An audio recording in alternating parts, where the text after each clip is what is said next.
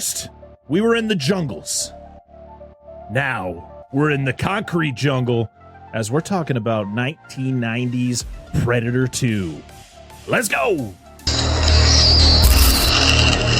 Flip the switches to maximum amplification as Parker, Dan, and Angela prepare for their operation.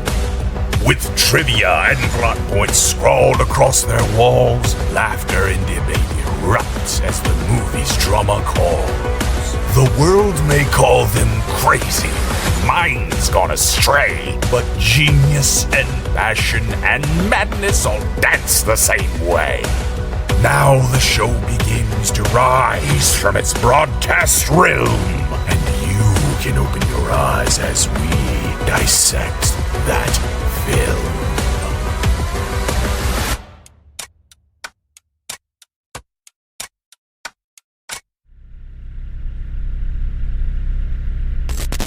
What's going on, everybody? Welcome back to the Dissect That Film Podcast, a podcast that dissects the good, the bad, and the ugly of cinema.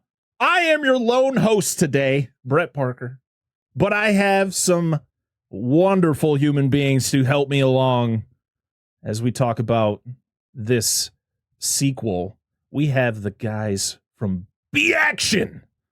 We have Charlie. We have Dustin. And we have the Silver Fox himself, Mickey. Welcome in, boys. I ain't got time to bleed. Oh, wait, that's the first one. That's the first one. Yeah, that's the first one. Charlie, this is my specialty. I only got one speech, so this is the only time I'm going to say it. Oh, I got it. Want It's some fucking candy? voodoo magic, man. I could imagine when when Jim and John Thomas were writing the script for this, they're like, what weird phrase should the Predator learn to say? And it's like, I don't know, maybe want some candy? That's funny. And he's like, I'm putting it in and I'm not telling him. It's like he's sitting there like writing this shit, and like his kid walks in and goes, "Hey, Dad, you want some candy?" He goes, "Want some Genius, Timmy. High five. Want some candy?" Could you imagine if a 7-foot alien hunter said that to you? In a child's voice? I'd already shit myself. It's and then shit terrifying. myself again. Yeah, well, Charlie, shit happens. That shit happens. Oh, God. One ugly mother. Woo! Oh, okay. All right. We're going to go through all the lines We right are. now. We are. That's how we do this. Every one of them. Oh, yeah. Well, if you didn't know, we're covering 1990s Predator 2. Los Angeles, 1997. It's the hottest summer on record. Pollution is choking the city. The gangs control the streets. It has not been a nice day! As bad as things are, they're about to get worse. Much worse.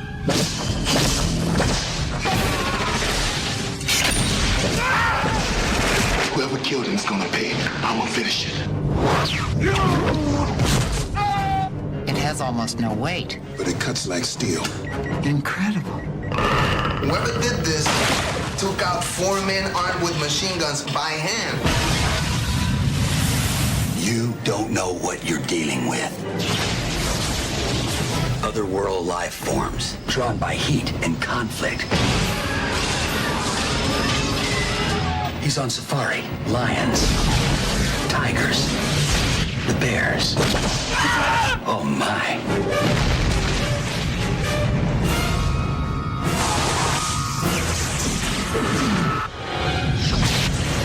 Danny Glover, Gary Busey, Reuben Blades, Maria Conchita Alonso, Bill Paxton.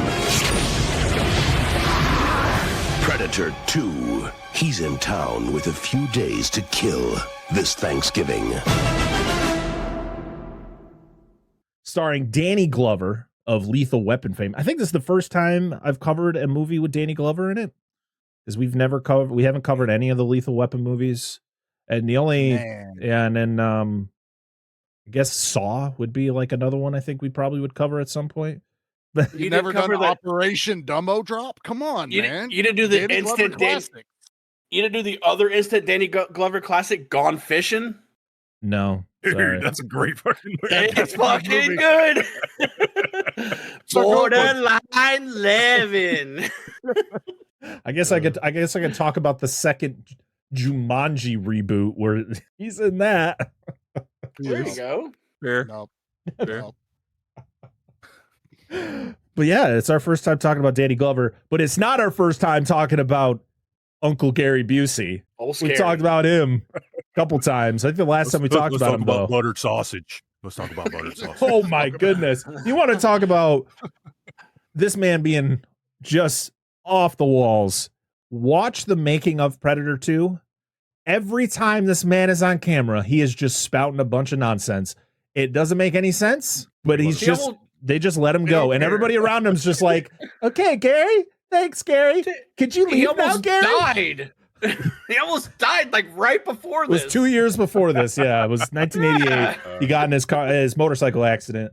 On the Silver Bullet. The funny thing is, though, when you watch movies with him in it that take place after his accident, he's still a damn good actor. Like, he's still putting in great performance. It's just behind the scenes stuff. You're just like, Gary, what the fuck are you talking about, dude?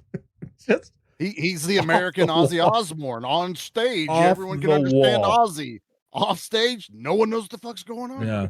That's our Gary Busey here too. No one knows what the fuck he's talking about. I remember like watching this as a kid, and then watching he was in Under Siege with Seagal and Tommy Lee Jones, and I loved him in that. I mean, to be honest, that's a great one. I love Gary Busey as an actor. I always enjoy myself watching anything he's in. I mean, we covered a Silver Bullet with Dustin last year. Oh yeah, he was in Soldier. I talked about that over on the Video Villa podcast. Utah, make it too. Oh yeah. What great baby? I mean, Rookie of the Year. Right. Yeah. That's a good one. That is a good. Yeah, that is a good pull. That is a good pull. 2 for 2. I mean, the funny thing is I've talked about Gary a few times. I talked about his son Jake when we talked about the Frighteners. So yeah, we've talked about the Busey family quite a bit on this show. We have Ruben Blades in this. I don't think I've talked about him on this, but the best story about him on this movie was he was doing a live interview on Good Morning America during the making of this movie, and director Stephen Hopkins didn't know that was happening and wanted to start shooting again. So he literally was like, hey, we got it, like, on camera while he's doing this live interview, literally like swearing, like, we have to fucking film, like getting in his face, like getting in his way and all that stuff. Like, and that was the last time there was ever a live interview on the set of a movie. Was because of Predator 2. I love those real moments. It's perfect. I guess like a few days later, Stephen Hopkins and Ruben Blades had to like film an apology. Yeah. So sorry. So good. Had to fist fight each other. Yeah. Sorry we cursed on your talk show. Oh man. Whoopsie daisy.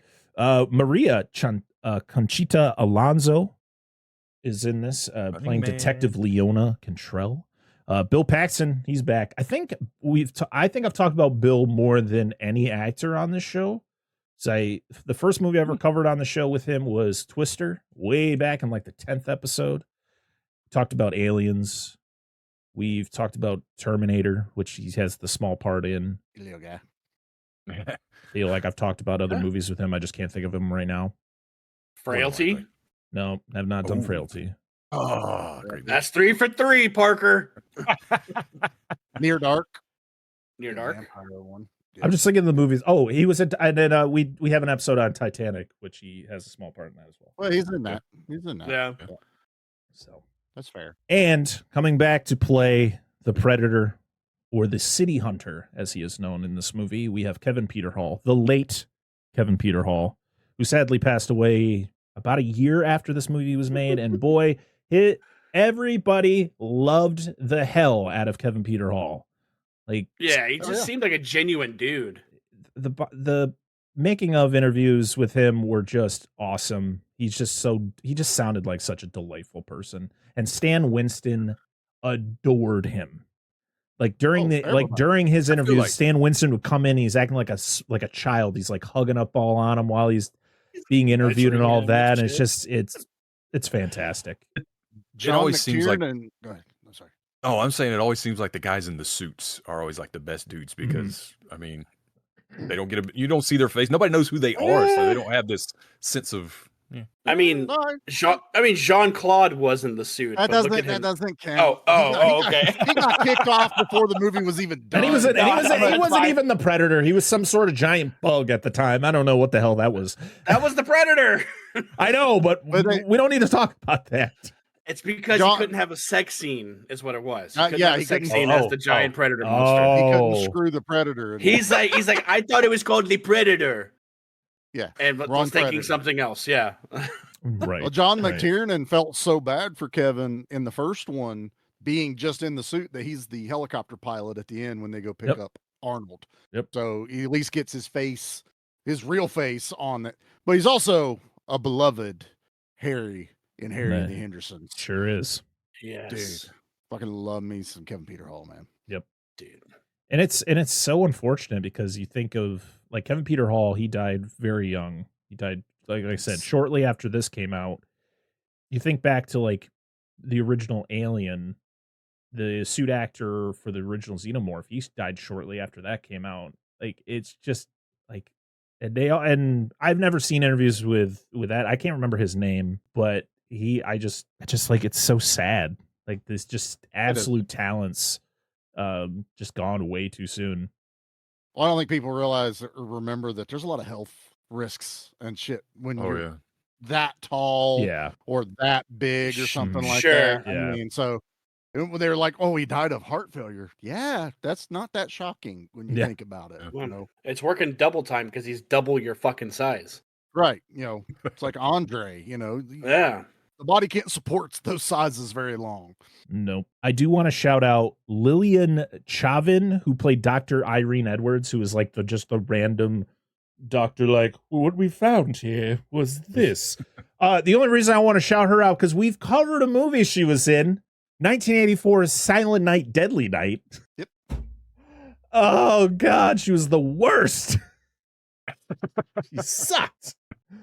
This was released November 21st, 1990. Almost 35 years. Isn't that nuts? That's crazy. It had a budget of $20 to $30 million. It made $57.1 million at the box office. So it didn't do great. And probably the reason why we don't see The Predator for 14 years until 2004's Alien vs. Predator, directed by Paul W.S. Anderson. Hey, I'm sorry. Hey, I'm so sorry. That just slipped out. Wow. Shit on the movies all you want, but you put some respect on that name, sir. All right, you put some respect. Yeah, on you are talking to the wrong person if you want me to put respect on Paul W.S. Anderson, sir. Mortal Kombat. One movie does not make somebody a great director. Event Horizon. Okay, Event I'll give you two. Horizon. Resident Evil. I'll give you Death Race as a 3. Because Death Race is good. I like Death Race. Just that I was winning. Okay. Resident Evil. Resident Evil 4. Resident Evil 5. Resident Evil 6. The Biggest Abomination. Monster Hunter. Whatever garbage he just released this year. The dude's a hack. Monster I'll Hunter move on. wasn't awful. But what's funny is Parker's sitting there like listing off the ones he likes. He goes, damn, I actually like Paul W.S. Anderson. No. Listen, but I just want to put a disclaimer. It's all a gag. Let's move on. It's a joke that I've had since the beginning of the show when we actually went through the entire Resident Evil movies. They're trash. Okay, I'm not going to bow down from those. Those movies are awful. But that was it's just a running gag. Everybody relax. He's probably a pleasant person. He's just not a great director. I'm gonna slap him. This movie was directed. This movie was directed by Stephen Hopkins, who we've talked about before on the show. Actually, this season, because he directed 1996's The Ghost in the Darkness. He also directed A Nightmare on Elm Street Part 5, The Dream Child, which is the reason he got this job. Yep. So, it was written by Jim and John Thomas, who wrote the first Predator. So a lot of returning players. I guess McTiernan was slated to come back, but he didn't like the script, and also I guess he was too expensive. I guess at the time he was it was like a $5 million fee, and they were like, no, we don't. They wanted the just charged that same budget. Yeah, you think he charged that because he didn't want to do it? Sometimes you're like, just throw a that could have ridiculous been number it. out Yeah, there. I want $100 bazillion. And then I believe it. And then there's the many stories about why Arnold didn't want to do it. Originally, it was like the script was an issue. Then it was scheduling. I guess Terminator 2 was in pre-production when this was being made. There was that. Yeah. So it was like Arnie was a busy man in the 80s and early 90s. So like not totally surprised, but they probably could have figured it out. But they couldn't afford him. That's it. Yeah, can you imagine if the Predator, instead of saying want some candy, he said it's not a tumor? It's not a tumor. Who's your daddy and what does he do? Yeah. Put the cookie down. Boys are from Venus because they got a penis. Oh my God. Gage from Pet Sematary.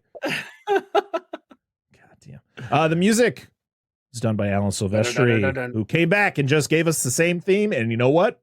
Nobody's complaining about it. Nobody's complaining about it.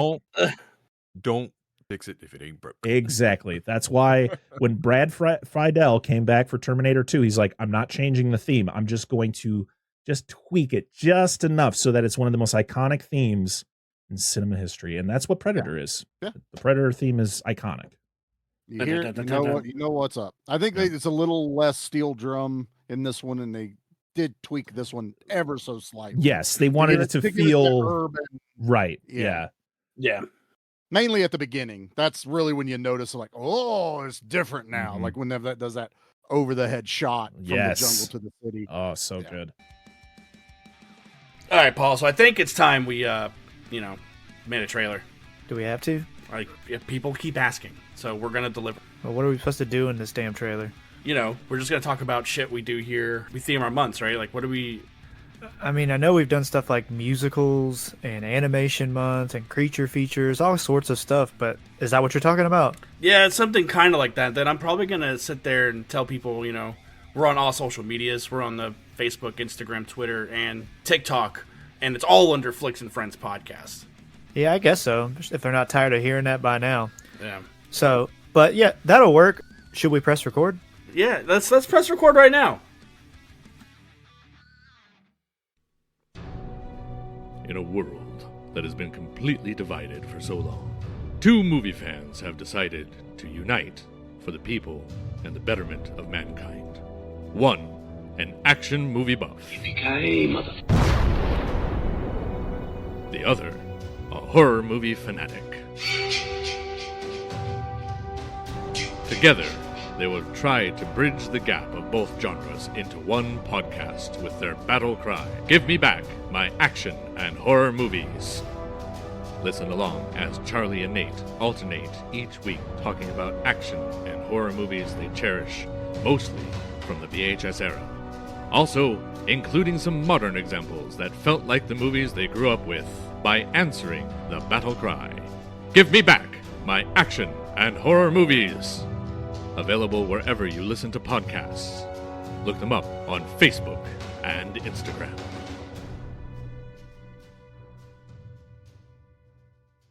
Yeah. Are you guys ready to hop into the plot of Predator 2? Well, yeah. All right. Yeah. Well, you guys got to help me jump into it. You guys know what to do? Oh, we get to say it? You guys get to say it. You ready? Yeah. It is time to dissect. Dissect that. Oh! So we are in the jungles of LA. As was just said, we go from the awesome shot of the jungles of it's definitely the jungles of Colombia that they show, and then it kind of has a great transition to like, no, we're in LA now in the future of 1997. It's so weird when you're in 2025 and it's like the future 1997. 7 short years. The future was accurate though for 1997. Let's just be real here. Yeah. Oh, so good though, because then we get the Predator vision with the title card. Oh, so good. And then it's the Predator just, running around, scanning, looking at things. He's like, poof, this place is a gold mine. Because there is a straight up war happening on the streets of LA between the Scorpios and the cops in this scene. But I think there was a war going on between the Scorpios and the Jamaicans. But this is between the cops and the Scorpios. And boy, it is insane. There is cars flipping, there's explosions, lots of guns, and cops doing a terrible job at protecting themselves, because let's just stand with 75% of our body exposed while there's 25 guys with automatic guns just shooting at you. Doesn't seem like a good plan, guys. But guess what? If the 80s taught me something, I thought cars were way more bulletproof than they really are in real life. They're really not bulletproof. When we get behind the engine block, that's a little bit more believable. But, I'm going to hide behind this door. You're dead. I get that. I get that, Charlie, but I'm also going risk sitting behind this door, hoping for protection, or just stand out in the open. I'm going to choose the potential of some protection. You're not wrong. I'm not gonna. But also, I would have been one of those guys going, "Why am I here? This is awful. This was my day off, assholes. What is going on?" Those guys are getting paid like minimum wage too. Like it's like, yeah, cops in the 80s and 90s weren't making shit according to Hollywood. They were less. They were paid less than teachers. Yeah. Okay. So yeah. But also, we have like reporters in the middle of the fight. Like, there's a war happening. No shit. Get out of there. Why are you there? War reporting's a thing, right? Like, okay. I get it. But again, we're standing in the open. We're just standing there. That's true. Look, surprisingly, nobody was trying to shoot them. I'm just saying they're moving faster than the bullets, Parker. Like they may perceive that they're standing still. Yes. But look, I mean, that's another icon in this movie. And Parker, you and Dustin Bray have no idea. Mickey, I don't know about you, but Morton Downey Jr. was fucking everywhere in the 80s and early 90s. I couldn't pick up a Mad magazine that didn't have some kind of caricature of Morton Downey Jr. running around, or him screaming on television about it. Was between him and like Geraldo. This was like before Jerry Springer got big. And I'm just like, and I watched this movie, and that he's not acting. That's just Morton Downey Jr. in this movie. And he's perfectly selected for this movie. Is there relation to Robert? No, I looked it up. No. I looked it up. Oh, okay. Not even a little bit, just in name. His father was also an actor in like the 50s. But there was no relation. That's a weird coincidence that their names are that, dude. Like, it is stage names. It might be. Yeah, it's like Bort. Nobody has the name Bort. Come along, Bort. Parker just lost everyone that's named Bort on his download. Thanks. Yeah, sorry. But during the shootout, like there's the whole Scorpio is ready. Guy, but there's. Does he say that outside during the shootout, or is that when he's inside the building? Inside. Yeah, he's on the warehouse. Man. When they're getting all loaded up and ready to go, they're just like handfuls of cocaine on their face. Chico's picking up the RoboCop sniper gun at the end, because that's exactly what that gun is. That RoboCop got shot with. But Chico is the same guy. He's in every movie. He's the one that's head blows up in The Running Man. He's like, Chico! Isn't he also the same dude that got stepped on by a T-Rex in The Lost World? No, you're thinking. You're talking about Thomas Rosales Jr. Yeah. Yes. He also gets his arm cut off in Commando. He gets his face cut in one of the Seagal movies. He is in every movie. He gives Keanu Reeves a coffee in Speed. Yes, he does. So he's the Doug Jones of this era. Yes, he's also in Con Air. Oh, Con Air. All right. So yeah, we get the crazy, battle that's going on, and then who shows up? The freaking Danny Glover coming in, full force. Yeah, full force, just plows through these two cop vans like to get in between. He's like, "I'm here, guys." It's like, you could have just parked behind him. No, he's like, "No, causing damage to these police vehicles." Charlie goes, "Not the vans."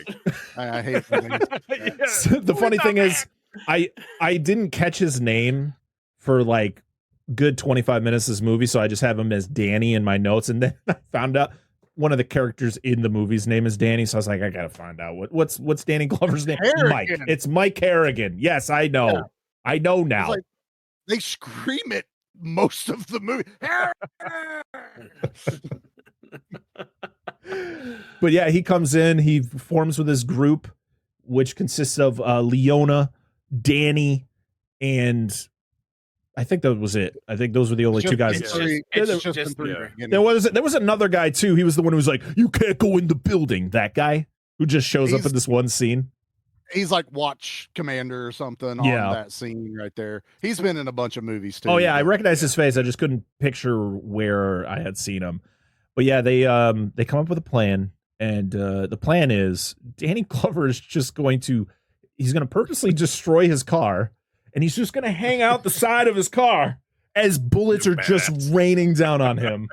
Full speed, by the way. Charlie, no seatbelts. No seatbelts. Oh no, you don't wear a seatbelt in this situation. Yeah, it's the 80s and 90s. Seatbelts weren't invented yet. Oh my! It also works. It also doesn't take you 4 beers to watch this movie. Okay. Oh, it takes me 0 beers. 0. My favorite though is when Harrigan hops out of his car. Like, I think half the group had already run into the building, but there's like 3 other guys out there, and Harrigan just turns around with that shotgun. He's like, "Hey!" And I was like, "What?" Okay, I guess that's cool because they turn around. It's like, you don't want to shoot him in the back. That's not cool. You want to yell that you're there so that you can just boom, boom, boom. Just blast these dudes. Mickey some fucking shotgun blast, and they go flying, dude. I love his shotgun in this movie. It's great. Oh my! I love when he's looking for the right weapon. He opens the trunk. Oh, dude, oh my God! Okay, hold on. He was gonna grab the smallest pistol. He's looking through this whole bag of guns, and he's like, "Oh yeah, you know that fucking gun's up there, man. Why are you like looking around? Like, oh yeah, there it is." Because not he wanted his sidearm has a fucking laser sight on it too, so he's not even worried about his sidearm. It's like, what else do I got? Yeah, you wanted the audience to yell, "Don't grab the smallest one. Grab that shotgun." That shotgun had a scope on it. It did. But yet he's shooting it from his team. They had the prop team looking for find me something to attach to this gun. I don't care what it is. Just put it on. Oh, I need something on every gun. There's flashlights taped to one. There's all kinds of That's the future. Yeah, I guess so. Yeah, he's shooting it from his hip. We don't need... He blows them away. Oh, now, does this shotgun, is it on par with Chuck Norris's shotgun from The Hitman? No. No, you don't think so? No. This one's got a little more speed, but it does not have the kick.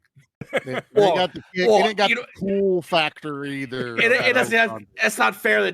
You're saying it doesn't have the chuck. Okay, that's I'm not not fair. That's no, Mickey said the kick, and who delivers those kicks? Oh. So we're inside the building. We're inside the building now, and that's when we get the El Scorpio is ready. He is cold. Like, there's one guy who literally just grabs a pile of coke, just shoves it into his face, and they're just gearing up. Guns. They're every fucking where. And anything you could think of was in there. Oh, crates of them. So while they're gearing up, they hear something. And then they get ambushed. But you know who it is. But we're invisible, Parker. We don't know. We don't know who it is. Yeah, we don't know. I'm sorry, Charlie. I jumped the gun here.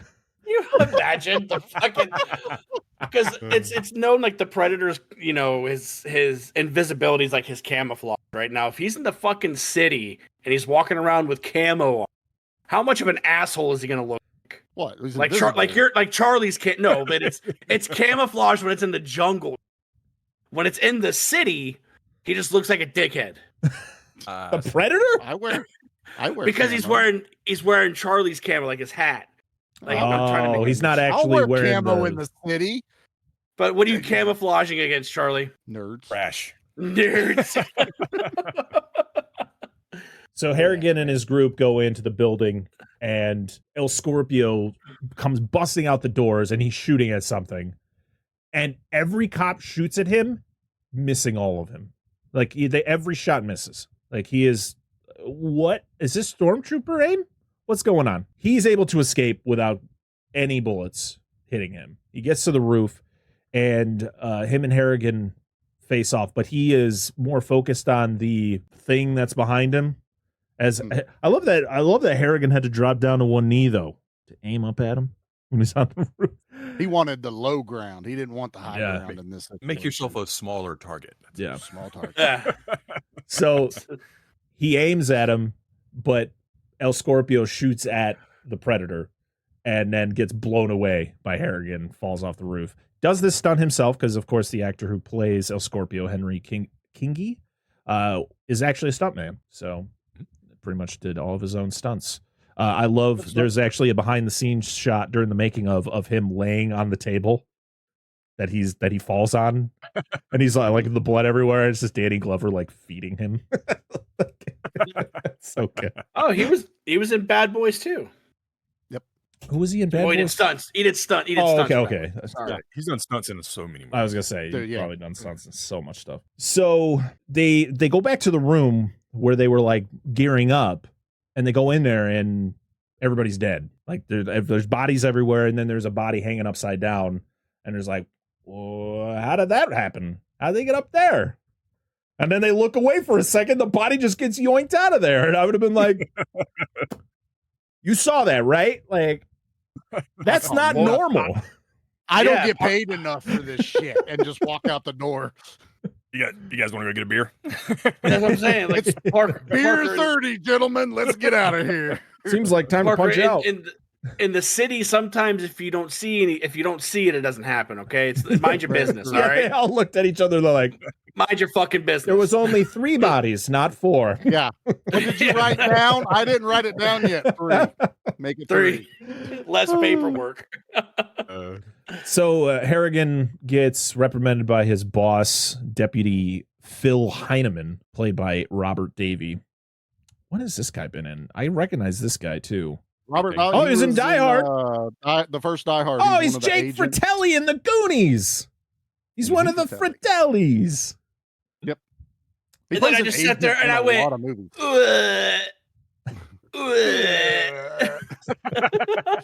I'm starting to like this kid. Oh, God. But my favorite thing is when this helicopter just lands in the middle of the city. I don't give a shit who you are. Like, I don't care if you're the feds. They're now allowing you to just randomly land in the middle of the city. Like, tell them they can't. Yeah. Tell them they can't. Okay. Tell them they can't. Next time I see something like that, stop it. Yeah. Hey. Get out of here. Get out of here. I'm going to tell on you. Have you ever watched the Cannon movie, sir? They land helicopters wherever the fuck they want. Okay, exactly. That's the rule of helicopter. That's the whole point. Because they just did that to do it. Because they were like, hurry up, get the shot. Yeah, they only got the one, so that's what they can't risk anything else happening to it. Yeah, one. Wonderful. Land it in eyesight so we can see it. Yeah. I just love how all these guys are all dressed exactly the same. It's wonderful. It's like the Men in Black just came out. Yeah. Hell yeah, man. And then you got Gary Busey like as he like goes into the building with his big old teeth. I'm gonna get off of my crime scene. It's my jurisdiction now. How we doing today, Gary Busey? I'm doing great. Good. Let's keep it up. So we get to see the police station that Harrigan works at, and it is a fucking nightmare, dude. This place like a fucking Walmart on Black Friday. There's just so many fucking people there. It reminds me of like the RoboCop one, where like everyone. I don't even think the RoboCop one was this bad. This is awful. Like in RoboCop, I feel like it was all the front desk that was dealing with that shit. This is the entire precinct. It's just chaos. That's all we've seen really in RoboCop until we take the journey into the lair. Yeah. But it's yeah, I feel that you get that there's always chaos in a police station. Like every time, there's just so much shit. You could watch this movie 100 times and still find something different. Like I didn't see that extra earlier. There's 27 prostitutes in that corner over there. Yeah, it's the same deal in Resident Evil Apocalypse, Parker. You'll find out when you rewatch it with me. Okay. Stop it. All right, moving Parker's on. already got to keep us calm in this episode. Right? Oh man. This is where we're introduced to Bill Paxton's character, Detective Jerry Lambert, and he is teaching a female cop his golf swing, and she looks so interested in the conversation. She's like, "Can I get back to my job now? I really need to type up this report. Can you just leave me alone?" Best part is that probably wasn't even in the script. That was just Bill Paxton teaching an extra how to swing a golf club. This was the point of the movie where it hit me like, why is everybody so damn sweaty?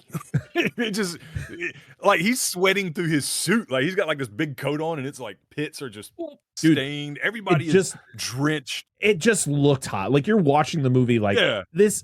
I can feel the heat coming out of this movie. Like I'm sweating watching this. Yeah. That's I want to shower at the end of this. I get that they were probably trying to be like, it's like the jungle. It's hot and humid and sweaty. It makes but people that's also crazy. Yeah, but that's also like the Predator's MO is like that's where he hunts is the hottest.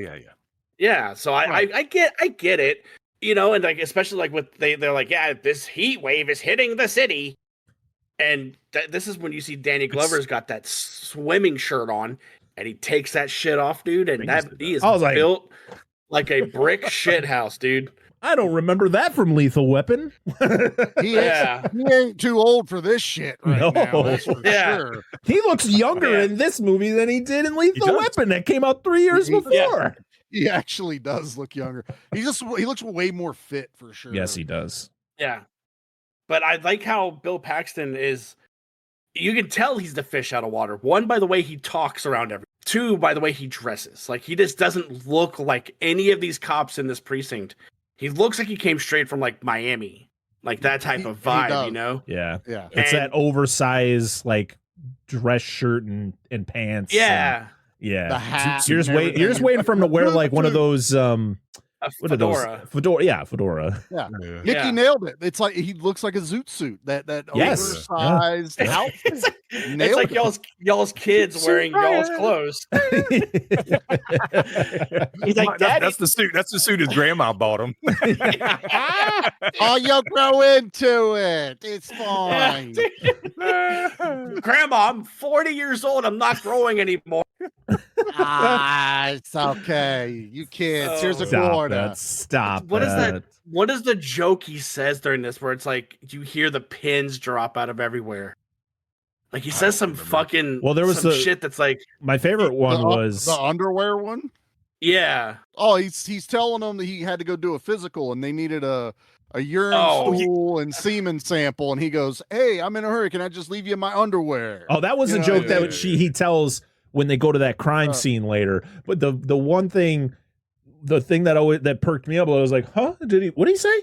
Is he's sitting in his boss's office and the one is yelling at him. The other guy's like, hey, he's like the best cop here. He's like, he's done all this, that, and the other thing. And Harrigan goes, what, so you're just going to chop my dick off and shove it up my ass? And I was like, what the fuck was that line? That's a good one. That's some cop ass shit to say. That is. Dude, when he leaves that office though, and he picks up the nameplate and he's like, and buffs that shit out and says, "There's a cooperation is my middle name." Well, so there's from watching. Obviously, it's not, sir. Yeah. So from watching the movie in my most recent viewing, is I noticed that they kind of hint to the fact that Harrigan and his boss Phil Heineman were like friends. They were like they like worked together a lot closer before, and then this guy got the higher position, and you know now they're at odds with each other. But when we first meet Phil, you kind of got that camaraderie with them. Like he was just like, you weren't like this before. It's just a bullshit type deal. I was like, oh, all right. It's also kind of it's the same guy from the Lethal Weapon though too, so you kind of can play on that a little bit. Yes, he was his boss in those. Yeah, I feel like Harrigan's been around, and no one there has fucking window units, Mickey. Oh my god, this has got to be the just we don't have stickiest room ever, dude. You're like, you just touch yourself and you're just like, oh, it's just sticky. The amount of mouth breathers that are in this hot ass room, dude. It's so gross. So disgusting, dude. But this is when you find out that he's tasked to work with Gary Busey's character Keys. And you get the whole, like, you know, it's my crime scenes. This is my, you know, my investigation. So you listen to me, or, you know, you can't be that hothead that you think you are. And he's like, all right, cool. And just like leaves. And this is when he has a talk with Lambert, because Lambert's a transfer, and he purposely transferred to this precinct. Like, all right, sure. Just wanted to see some action. I really like that little moment. That's probably like one of my favorite scenes in the movie, where he's talking to him about, what it's going to be like to be a cop here. Because he kind of, I was expecting him to be like a real hard ass, and he kind of still was, but he still was like almost fatherly in advice with it. It was kind of cool. There is that, but he also is probably realizing, like, you asked for this shit. So I'm gonna give you the best advice like, that's I fucking can. Crazy. Yeah, you scare the shit out of me. Okay, that's how much I'm worried about your ass right now. But, I really do like their dynamic. Like it's literally oil and like you have Harrigan being the straight man, and then you have Bill Paxton's character just literally coming in and fucking setting everything on fire, dude. Yep. Between his the remarks that he makes, and when I love like the back and forth between the two of them when Danny Glover is getting into the Jamaican's limo. I really like that because at that point you see, with as little time as they've been together, the bond that they've created. Because it's just later. Just I got you. He goes, "Where do you want to meet you?" Yeah. That's a good thing too, because I really at first hated Bill Paxton's character. I was like, this guy is so annoying. I want him off my screen. But they do a really good job of growing him on you because, by the time we get later on down the road and what happens, like, no, this guy's cool. What's happening?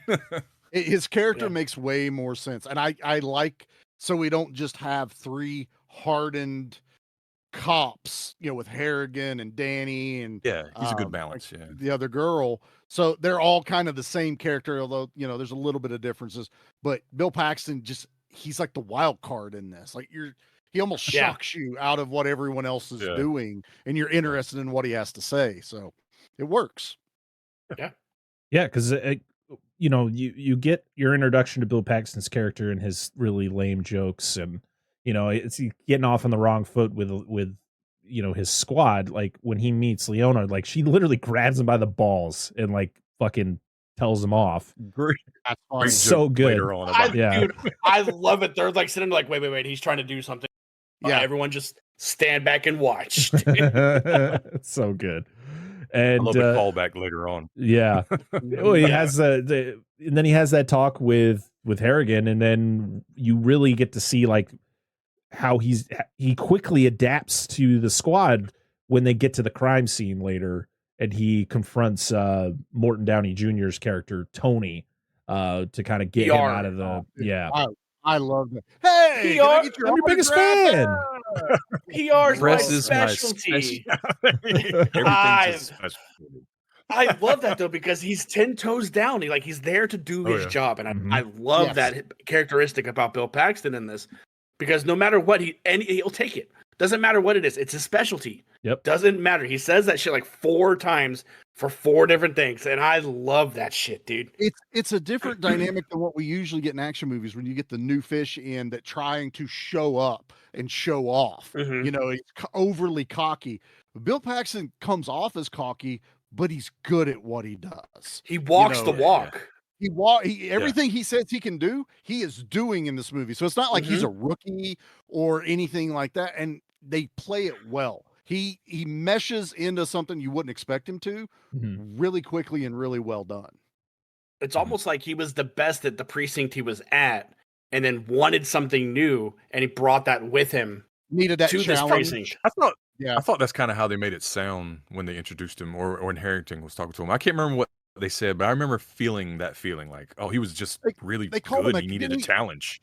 Did he call him like a cowboy or something like that? Like, I've seen you this type of cowboy type thing come through here. And that's where he literally goes, you scare me. The fact that you requested to come here scares me. It's like nobody does that. No one in their right mind would do that. And again, it's another thing taken from like RoboCop, because they do the same thing with Murphy. Murphy got transferred into that precinct. It's like, why would you come down? He's like, well, and has a horrible first week of work. It's the same with Bill Paxton. I want to get first day. One day on the job, dies, and that motherfucker still had to go to work. Worst day ever. Yeah, he was killed and had to go back to fucking work. Had to go back to work. That's hell, man. He went to hell. It's like anytime you call, it's like bad weather. It's like you can't get to work. It's like, sorry, I got to call. Have you ever seen RoboCop? Yeah, that's how your boss convinces you. Like, okay, I guess I'll be there. Okay, boss. That Fine. motherfucker had every limb shot off. He was turned into a robot and had to go to work the next day. What's your excuse? I'm not feeling so well today. Suck it up, Buttercup. Suck it up. Watch RoboCop. Does that mean I get to shoot somebody in the dick when I come to work? Oh God. Yes. I think that's just part of it. As long as you're protecting. I mean, I feel if you're protecting somebody, you're trying to stop. You're trying to stop a rape. It had to be done. Had to be done. Go for the dick. Yep. Had to be done. Yep. He will never do it again.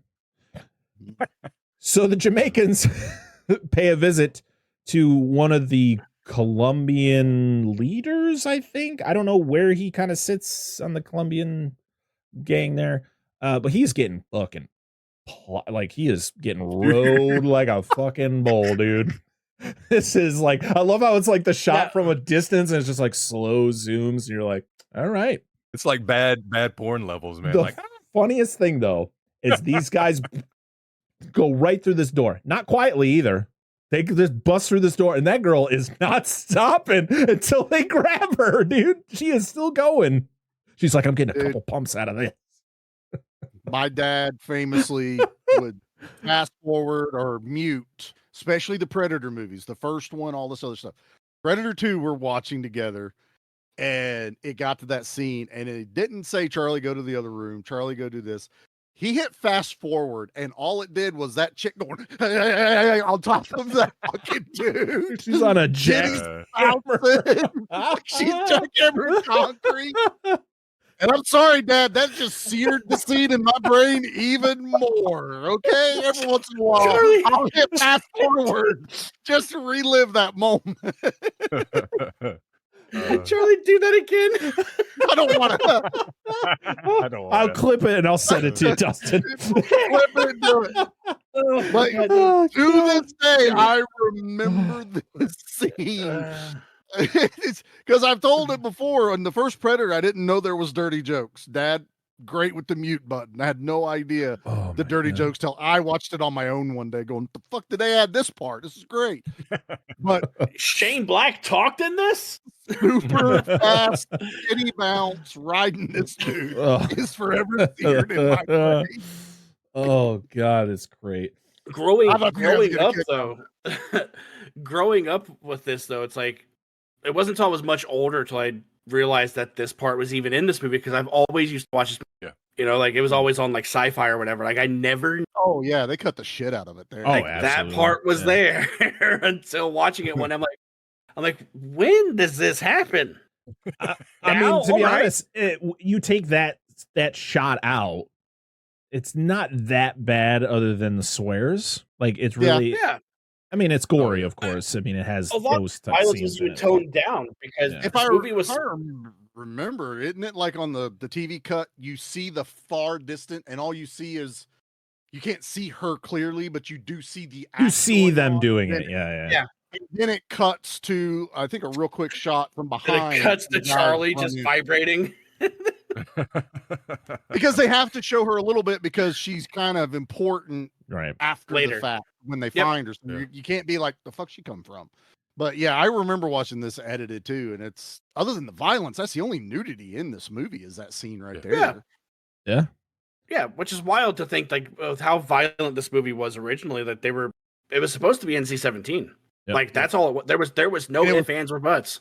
It was the violence. It was they've even admitted. They're like, we know it was the violence. And they talked to the guy and he goes, yeah, we didn't cut any of the violence. We shortened the violence. From what I read, they had to submit this 17 times through the MPAA to finally get the R rating. What did they do? They did that with Scream too. Like how many times with Scream did they do this? I don't have a number, but it was a lot. Insane amount. Yeah. I mean, if you look at Friday the 13th, the Friday the 13th franchise was infamous for getting just destroyed by the MPAA, where they just got to the point where they're just like, I don't know, what do you want us to do? So then the kills became was their bullseye. They made an example of the Friday the 13th movies because after part 4, you're like, the fuck happened to these things? Yep, they're neutered until you get all the way back after 5, because 5 was like a softcore porn. Five's my Well, that favorite. was porn, but it's the kills that they neutered yeah. in that. They started doing a lot more off-camera kills. We don't care about the Or- nudity. We care about the fake blood. Fake. That's what it was. And dude, there's so many Crazy. directors that have admitted later that they would get hit with that, and they would actually just cut something that wasn't part of the violence, but because it looked like a shorter runtime, that they would be okay. That's good enough. And they were like, we didn't cut shit out of it.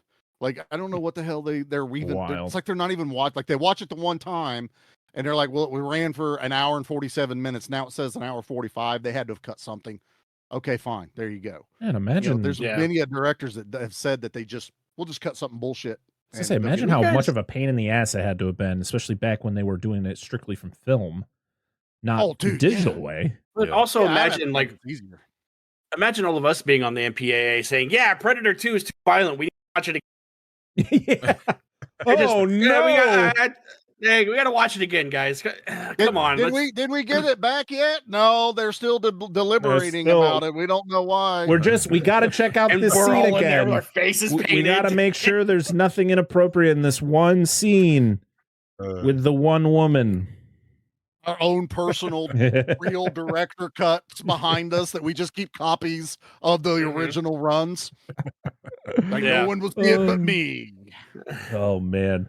So yeah, we get they get strung up and we get the, voodoo magic man. It's fucking voodoo magic. And the Predator attacks, and this is awesome. Him just taking out all the Jamaicans in the scene. It's, you got the girlfriend, the girl from before is literally like cowering in a corner, butt naked. Like, this was a great night. I'm terrified now, and I'm naked. This is even worse. She will never have sex again. No. She's done. She's a nun now. The freaking the one kill that always gets me though, because it's like this one Jamaican guy's wearing a tall hat, and the thing that the Predator shoots goes through the hat. I was like, I don't think that would have hit him, but all right, sure. He fell down out of fear. That's what it was. My favorite though is when the guy's got his hand up and it's just his arms just bye. I love it.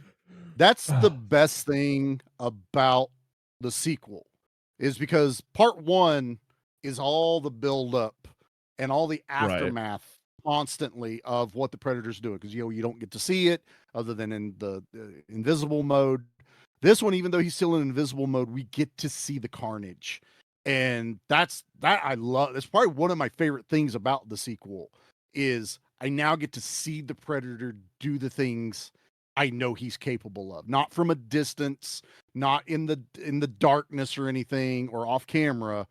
It's happening all right here in front of us. Exactly. And I love that about this one. That's the thing about sequels. And I know, Dustin can get mad at me for mentioning this, but it's the Jaws effect, right? The original Predator had that type of effect where you didn't see the Predator a lot, but you saw its actions without actually seeing him. But the sequel, because you know what the Predator looks like and what it does, the sequels don't need to hide him anymore.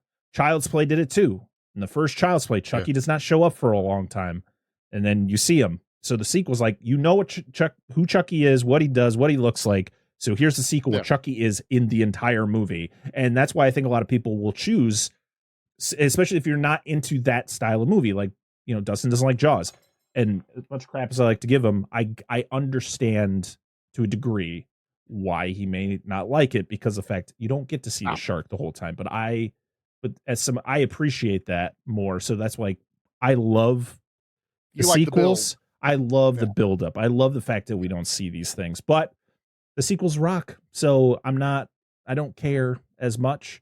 But that's kind of what it is, right? That's what the sequels will do. They're giving you more. Part one had to have that attack on the village on the army that's in there. You had to have it, because otherwise the audience is falling asleep. Yeah, you find some dead bodies hanging from the tree, which is fine. It's shocking, but you need action in this action movie.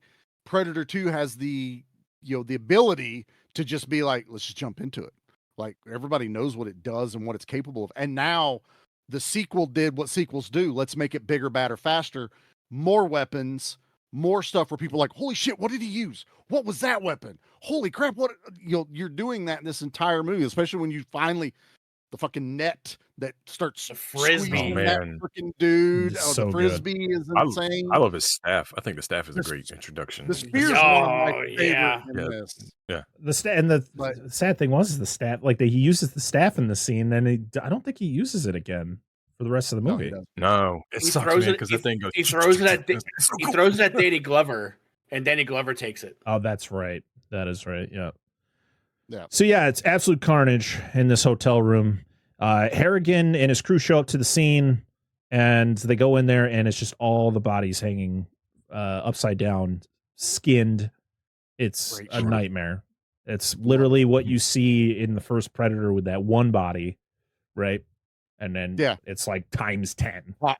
Hopper, when he finds his the guy, that whole Hopper. That scene was given Hellraiser vibes to me, just because of the modern aesthetic, right? And you've got the skinless bodies hanging from chains. I was like, dude, this is fucking Hellraiser right here. Funny thing was, Hellraiser and the original Predator came out the same year. Yep. So this is when Key shows up, and he's like, "You're on my crime scene. I told you can't be this way." Blah, blah, blah. And he's like, "I'm a rebel. I do what I want." And then Adam Brody comes, not Adam Brody, Adam Baldwin just shows up. Is that Adam Baldwin?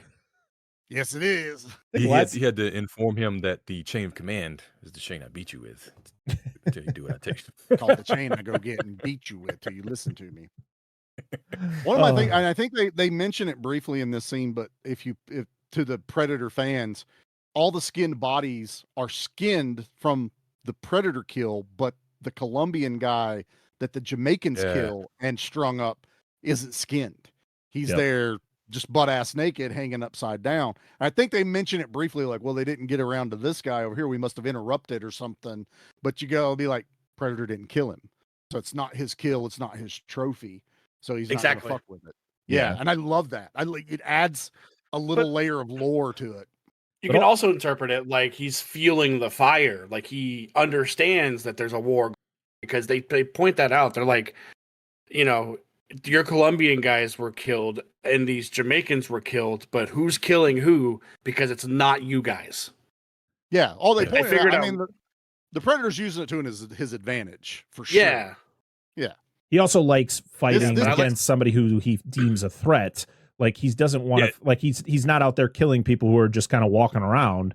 He's killing people who are a danger to him, or who give him a fight. It's only people with weapons. You kind of pick that up later. Yeah. If they don't have a weapon, he kind of doesn't really mess with them. Yep. Unless we learned it in the first one. Great warrior. Yeah. Well, yeah, they're bringing the lore from the first one in here, but this just feels like anyone's fair game, as long as they put up some kind of resistance. He also is not really killing people in the back unless they're running from him or some shit. Mm-hmm. The Predator in camouflage mode could just be sneaking around that room fucking slicing throats and no one would even care. He at least causes chaos and gets them to fight him, which is more challenging. It's like going after a dangerous animal like hunters do. It's it's that thrill of, if he turns the fuck around, he's going to gore my ass. So kill or be killed type situations. Unless you have the Equalizer 2000. Well, that's cheat mode. In this game. There's got to be level playing field, dude. He's got futuristic weapons. You gotta have the game genie, though. The game genie gives you, so. your paper of written down cheat codes from the Game Informer. I close my eyes and I can see that thing. Oh, so good. Yep. You have that thing plugged into the SNES, and you put the game plugged in. That's the password. Is what? The password is want some candy. Password is want some candy. I also have the NES Advantage with turbo mode, so it's just like pew, pew, pew, and it shoots the gun. Turbo mode. Yep. There was a Predator. There was a Predator 2 game, wasn't there? I'm pretty sure there was. I think it was it Super Nintendo that got it? Maybe. I can't remember. Look it up. Look it up, Parker. Yeah. Yes, there was a 2 video games. One was for the computer in 1990, and then for Sega Genesis in 1992. Sega got makes sense. Okay. Sega. Yep. Yeah.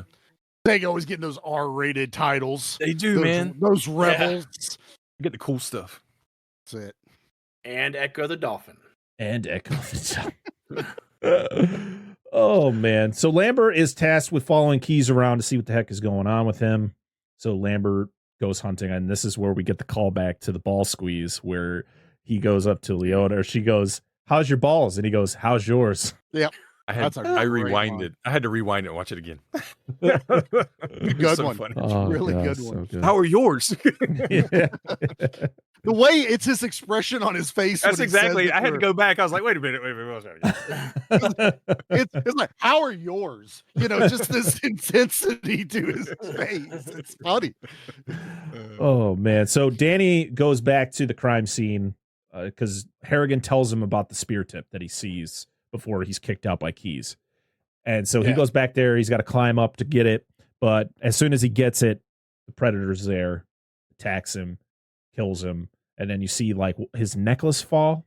Yeah, it was his necklace. And the predator wasn't going to kill him till Danny pulled his gun. Yep. Yeah. Because remember, the predator caught him whenever he was climbing up. 'Cause the predator's trying to get rid of evidence and also get his trophies. Yep. So the predator didn't think Danny was a threat until he loses the balance, and then he's holding him, and then he pulls that gun out, and he's like, "Man, okay, you got to die. I guess you're going to be dead now." See how this is going to go.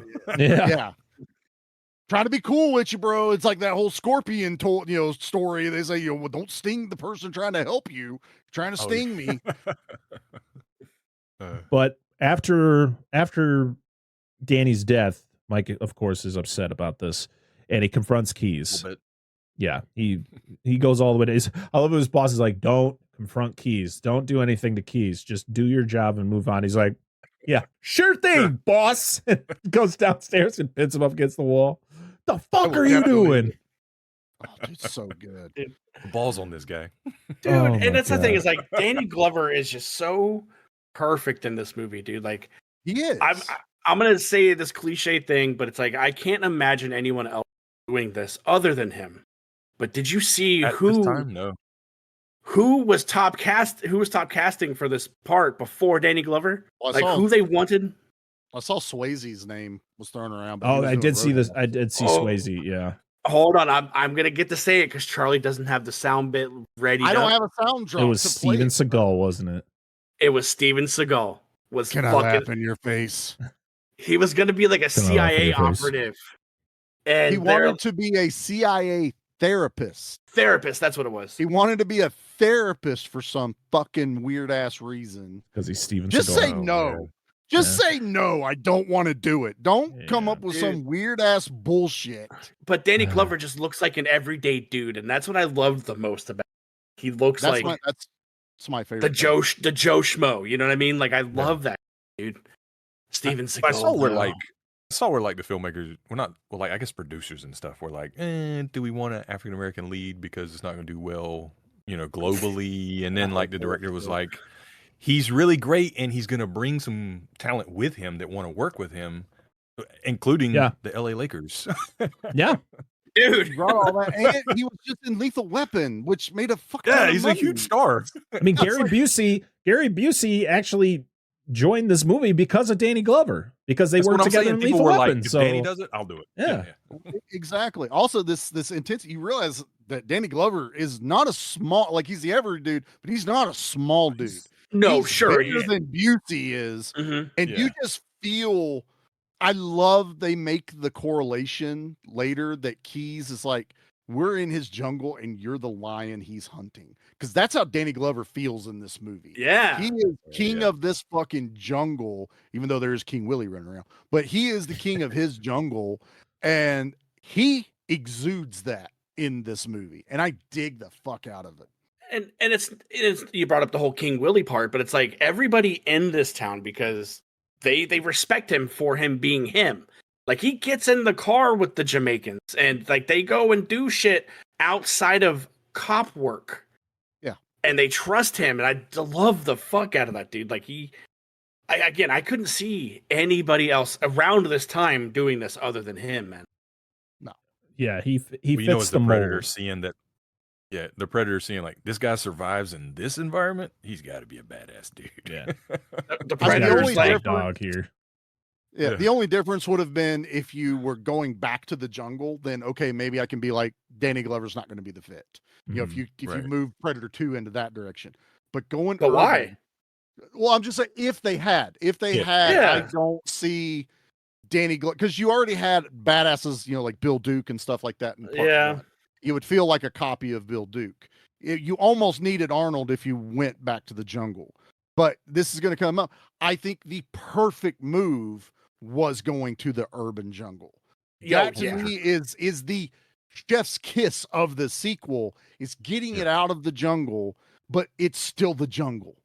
And I think that's fucking brilliant when it comes to the writers and stuff to go. And I know it was a comic that came out after the Predator, and it does this as Concrete Jungle, I think is what it's called. So they kind of took a little bit of that to do this, but it just made sense. Show the Predator in all these different areas and how it has to acclimate to it and how it uses that to its advantage. In the city's brilliant. Around any corner, high vantage points, you know, just the chaos of a city. It's easy to hide. It's easy to do what you're doing.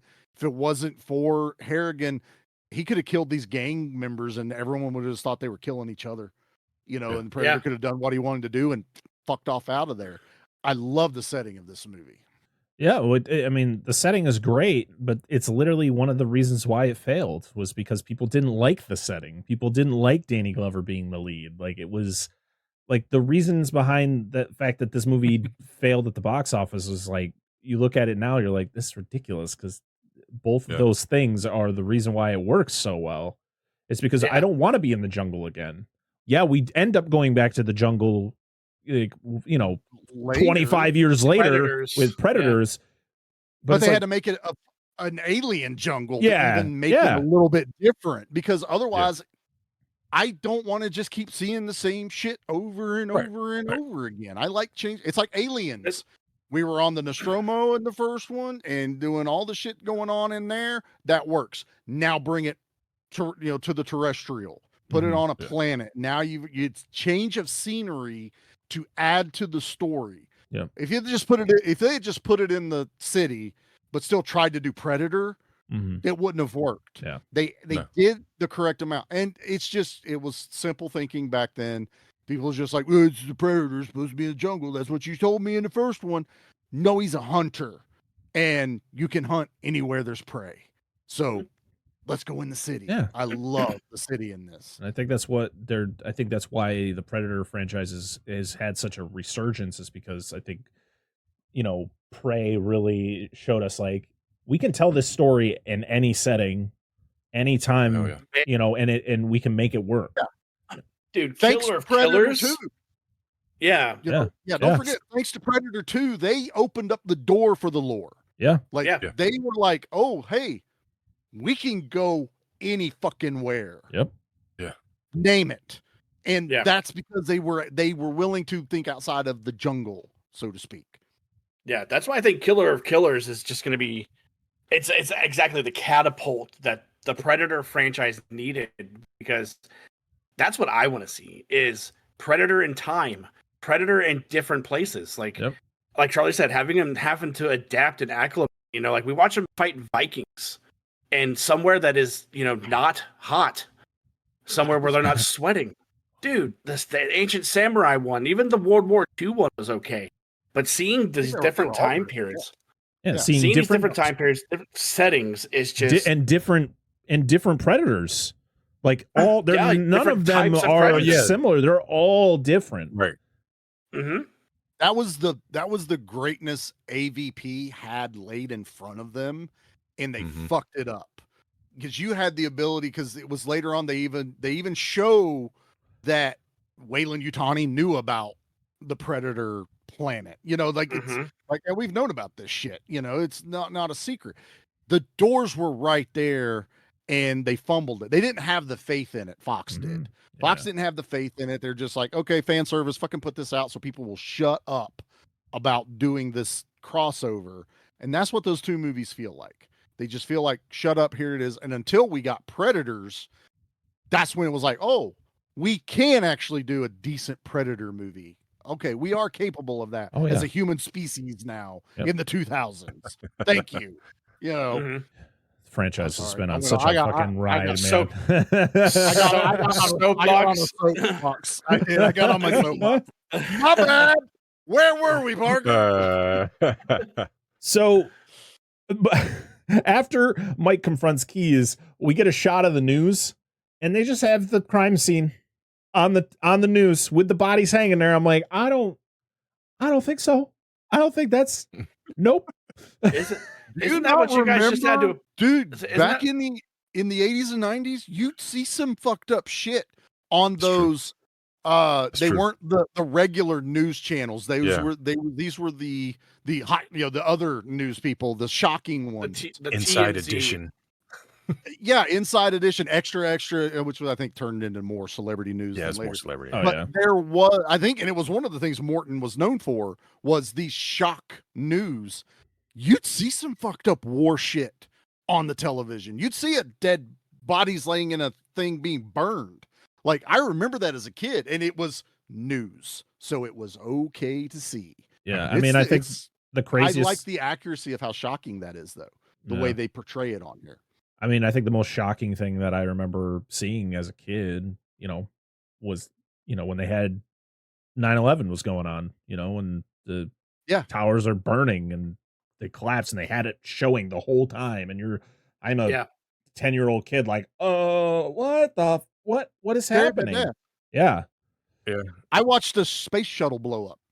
Yeah, my every single time my mom would tell me, like, she knew exactly where she was, what she was doing, where she watched it. Televisions in for the kids. Yeah.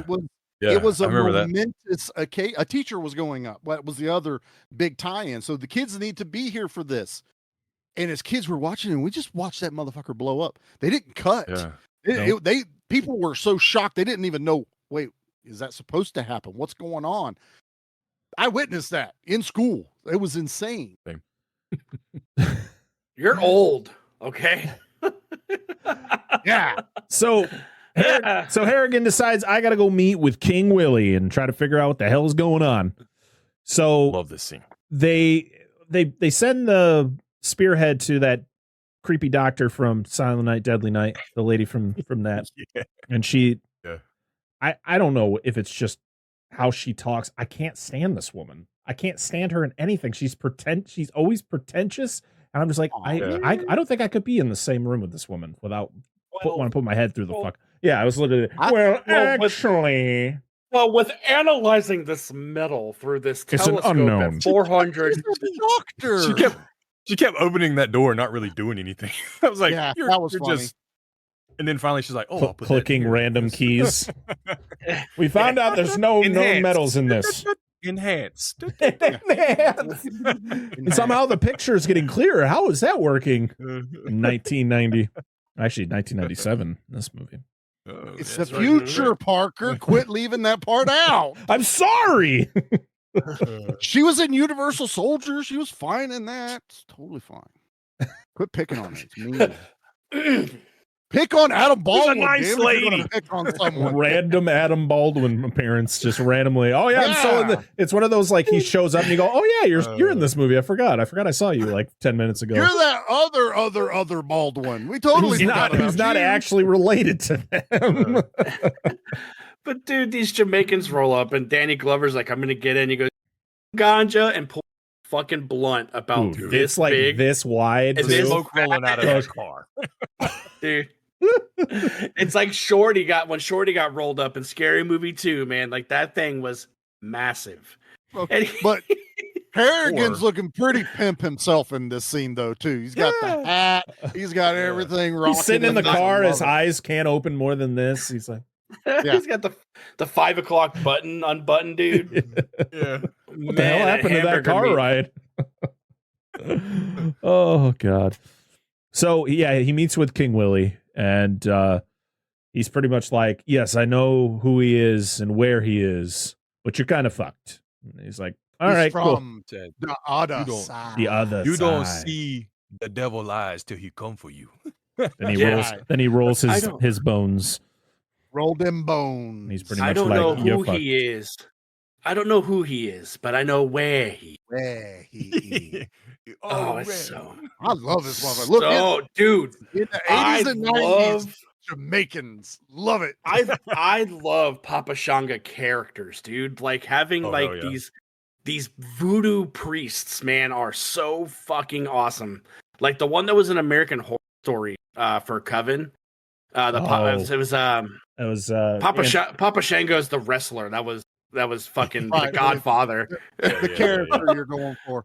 Yeah, Mickey, Parker, I need you to clip everything he's saying right here. And Mickey, Dustin just opened up a door for us to cover on B Action. Ooh, And it has Mickey, you know which movie I'm talking about. Tell me now. Tell you now, sir, you just opened up the door that we are going to be doing a little movie called Marked for Death very soon with the Jamaicans, my friend. Oh my gosh, 2 weeks ago. I'm fine with that. Is that where he got his Rasta album at? It's a great one though. Probably. This is like one of the top 3 Steven Seagal movies. Yeah, I mean, for sure. Legit good movie. There he goes. Yes, Marked for Death, baby. But no, I love these types of characters because anything that has to do with like witchcraft or mysticism, like I know Charlie, you weren't a huge fan of Sinners, but the Annie character in that, like I love her. I love her.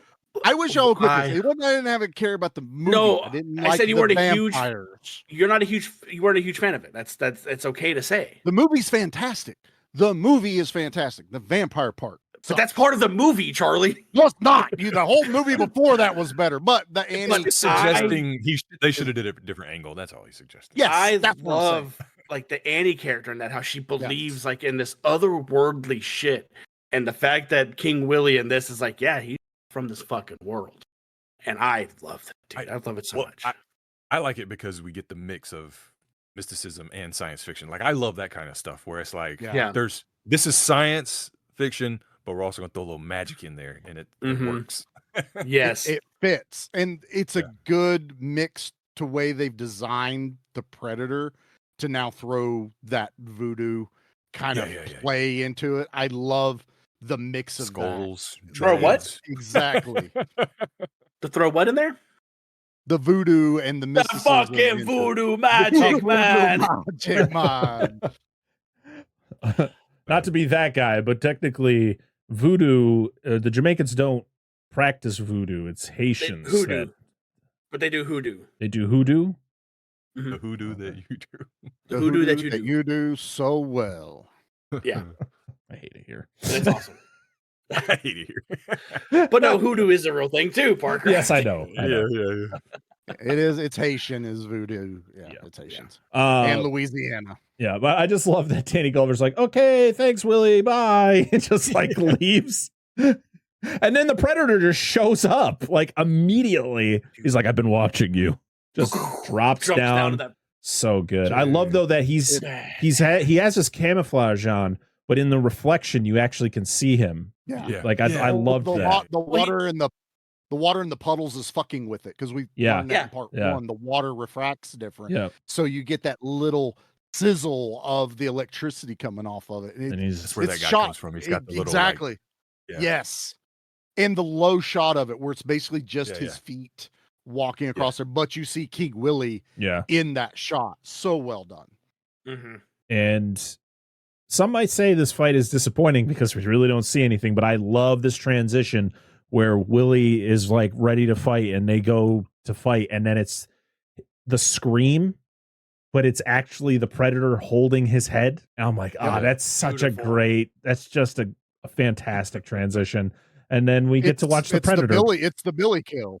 Yeah. It's the Billy kill where it's more, this one's the one that's more effective not watching. The aftermath of it is way more shocking than actually seeing him like cut a head off or something. Mm-hmm. I do love the cleaning scene though, where he's just buffing out the head. Oh, and just shoves it on a little. Sprays the shit on it, dude. Oh man, all the like mechanical stuff he's doing, like sucking up the blood. It's gross, but cool. So cool. For lore, like you never saw that. You're like, well, what does he do with the skulls? He's literally doing his own fucking taxidermy. The only thing we're missing is if he went in the ship and he left the skin on, or they reskinned him like our taxidermists do, and they're doing like all this weird shit. Like there's a guy from McDonald's, he's got the whole thing on, holding out like he's posed like this. L.A. circa 1997 voodoo man. Exactly. That's little like flag at the bottom. It's like a bearskin rug on the floor, but it's King Willie. And he's holding his little his cobra blade from his staff up.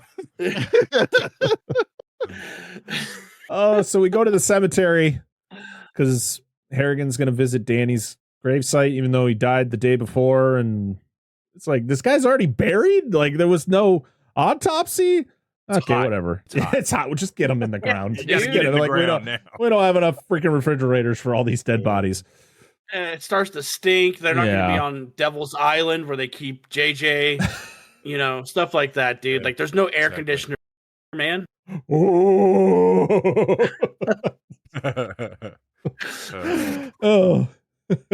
Mickey.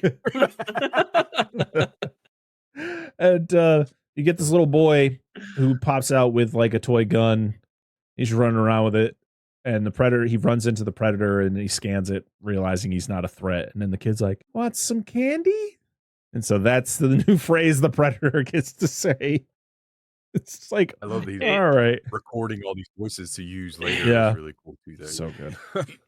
You see him with a shirt on. It says, "I went to Earth," and all I got lousy catchphrase, and it says, "I want some candy" on it. Oh, I'd wear that All shit. All the kids are saying it. The one fucking kid he met. All the kids are saying it. Dude, he goes back to his planet. He's like typing up Earth to his planet. He's like, "You guys will not get the shit that they say. Look, all right." But I love it because like this kid's like, his parents are like, "All right, you stay in this hot ass car. We'll crack the windows while we go visit your grandmother's grave. Okay, we'll be quick." Nope. He does what Charlie would do: get out there with his fucking toy machine gun, and just start shooting people with it. It's accurate. It's exactly what we did in the 80s. It was lawless back in the 80s, sir. Okay. The parents didn't give a fuck what we did. Okay. I drove a car into a picnic table when I was 5. Okay. They left that shit running. Okay. When I'm sitting in it. True story. True story. But the predator leaves a gift for Harrigan, and that's Danny's necklace. So was that like a tease, or was that like a "I'm sorry I killed your friend"? I don't know. Ooh. Now Or was that's that like different or was thing, that like Mickey. come get some? You know what I mean? But hey, bro, I found this. Obviously, I don't have your address. Do you so know I where saw this you here. came from by chance? Look familiar? Friendship bracelet. I see you have one on too, sir. And the predator's like, "I just want one. I Yeah, just where's want it? one." You know where okay? I can Where's get one? mine? It's like Danny Where's made him. mine? Sorry, you killed him. So Yeah, my craftsmanship isn't that good. yeah, fortunately, I can't get you one.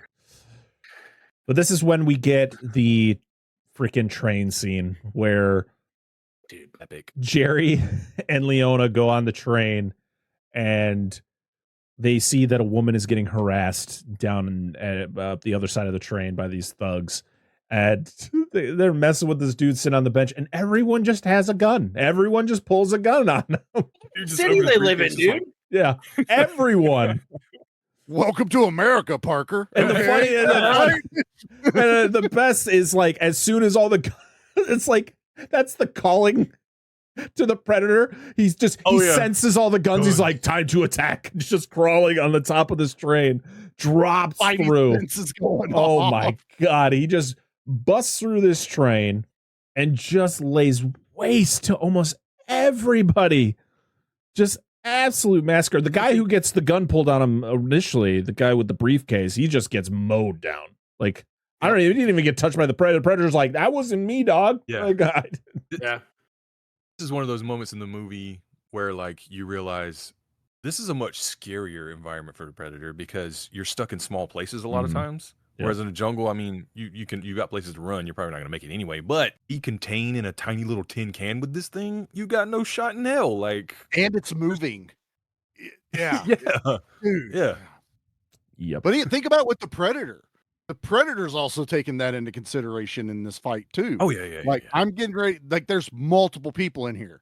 Like bullets are just going to be flying indiscriminately. And he's not bulletproof. Like, yeah, there's a little old thing- lady with a gun in this thing. Yeah. Okay, like she's just as fucking dangerous. As I don't know, man. everyone else. By the time Bill Paxton unloads his clip on the Predator, I'm like, that should have done something to him, and it doesn't. All the shots. Yeah, He hit that's true. A piece of armor here. He put a piece of armor there. It's dark. It- You can't see. Yeah, it's like divine intervention. Yeah. yeah, it's like the hot chick He's- armor plating. He's Yeah. the reason why all those other people are mowed down is because he kept missing his shots. This scene They're also bouncing. this scene also feels like this is where also I go. This feels kind of like a slasher film, man. Yeah. Yeah. Where he's just Just like flashing hunting moments. people down and murdering them. And you're not seeing I like- anything clearly. It's all just like the lights are flashing. Yeah. You're not seeing really anything going on, but you know it's absolute carnage in there. Well, they And- cut to that outside shot of the train, and it's just like lights Yep. are flashing the gun everywhere. flashes, And the yeah. screams and Another all that. awesome shot. Yeah. But I like because this is like right where the first time we really understand how sympathetic the Predator is, because he scans old girl and we find out she's pregnant. And I like that because, he's like, I'm not going to hurt you because that's innocent, but do you think that that's Bill Paxton's? No. No, Oh, okay. Never mind. it's Danny's. They met 2 days ago. That's what No, I said. I know, Danny's- But I was like, she ended up, letting Bill Paxton in on that. Nah. And they hint on it in here, but it's actually been cut from the movie. Their relationship. oh, was okay. A lot more in depth and talked about. And it's Sure. only like hinted at whenever she's talking to Harrigan. Like, I love Danny too. There's a lot more to that, and especially when he died. She shows a lot more emotion than just a partner. Sure. And the Okay. pregnancy she was hiding, I don't even know if Danny knew. If I haven't seen that. I think I've got the director's cut of this on DVD somewhere, and they dig into these a little bit more of the backstory between them. But it's Danny's kid. Okay. Sorry, Bill Paxton. Yeah. She or your head gets ripped off. Oh my god. When Dude. oh my god. When when Harrigan shows up and he starts chasing the Predator down the train tracks, and you just see the Predator just yoink Bill Paxton's head and his spine out and just like, bye. And you just see his like That big is- whale body just Dude, that oh my is- God. That's haunting because it just shows how fragile we are to this beast. For him to do that shit like butter, dude, Just that's probably palms my him. favorite. Just- That's it. Easy peasy. And you just watch the body go Yep. Yeah. Crumples, dude. It's so good. yeah. No, really well done. Love this. Harrigan chases him out and punches Morton Downey Jr. in the face. Because he's just gonna, hey, what's going on here? Hey, man. He goes, come here, I got something for you. What everyone in the 80s and 90s wanted to do to Ron. What's he do? Get close What's up he of do? this one, pal. Yeah. He goes, I'll give you so many lefts. He'd be begging for a right. But he's chasing the Predator, and right before he's like about to like follow him up the building, Keyes' guys grab him and bring him into like this weird futuristic trailer that he's got his full operation in. Yeah. But this is when we get the fucking awesome scene of the Predator on the building. And he's got freaking Jerry's spine and head in his hand, and he's and the lightning's hitting him. It's so cool. It's the Highlander Predator. It's so cool. It's awesome. I don't care. It's The Predalander. The Predalander. It's fantastic. So yeah, So we, good. we find out that Keyes has been tracking the Predator. He actually shows him, like, explains to him like that he's using this camouflage. That's how he gets around, and they're trying to like figure out what he's doing here. But they don't want to kill him. They want to capture it, freeze it, study it, which would be a plot. Which would be a plot point in The Predator, which would come out years later, which would star Gary Busey's son Jake. Yep. Who I think is playing literally the same character. He's playing the son of Keys. Yeah. This character. So he's the son of the son of in the sequel. Well, it's a perfect casting because he looks exactly like his dad. I'm telling you, it's uncanny, man. Oh. I like Jake Busey. I do too.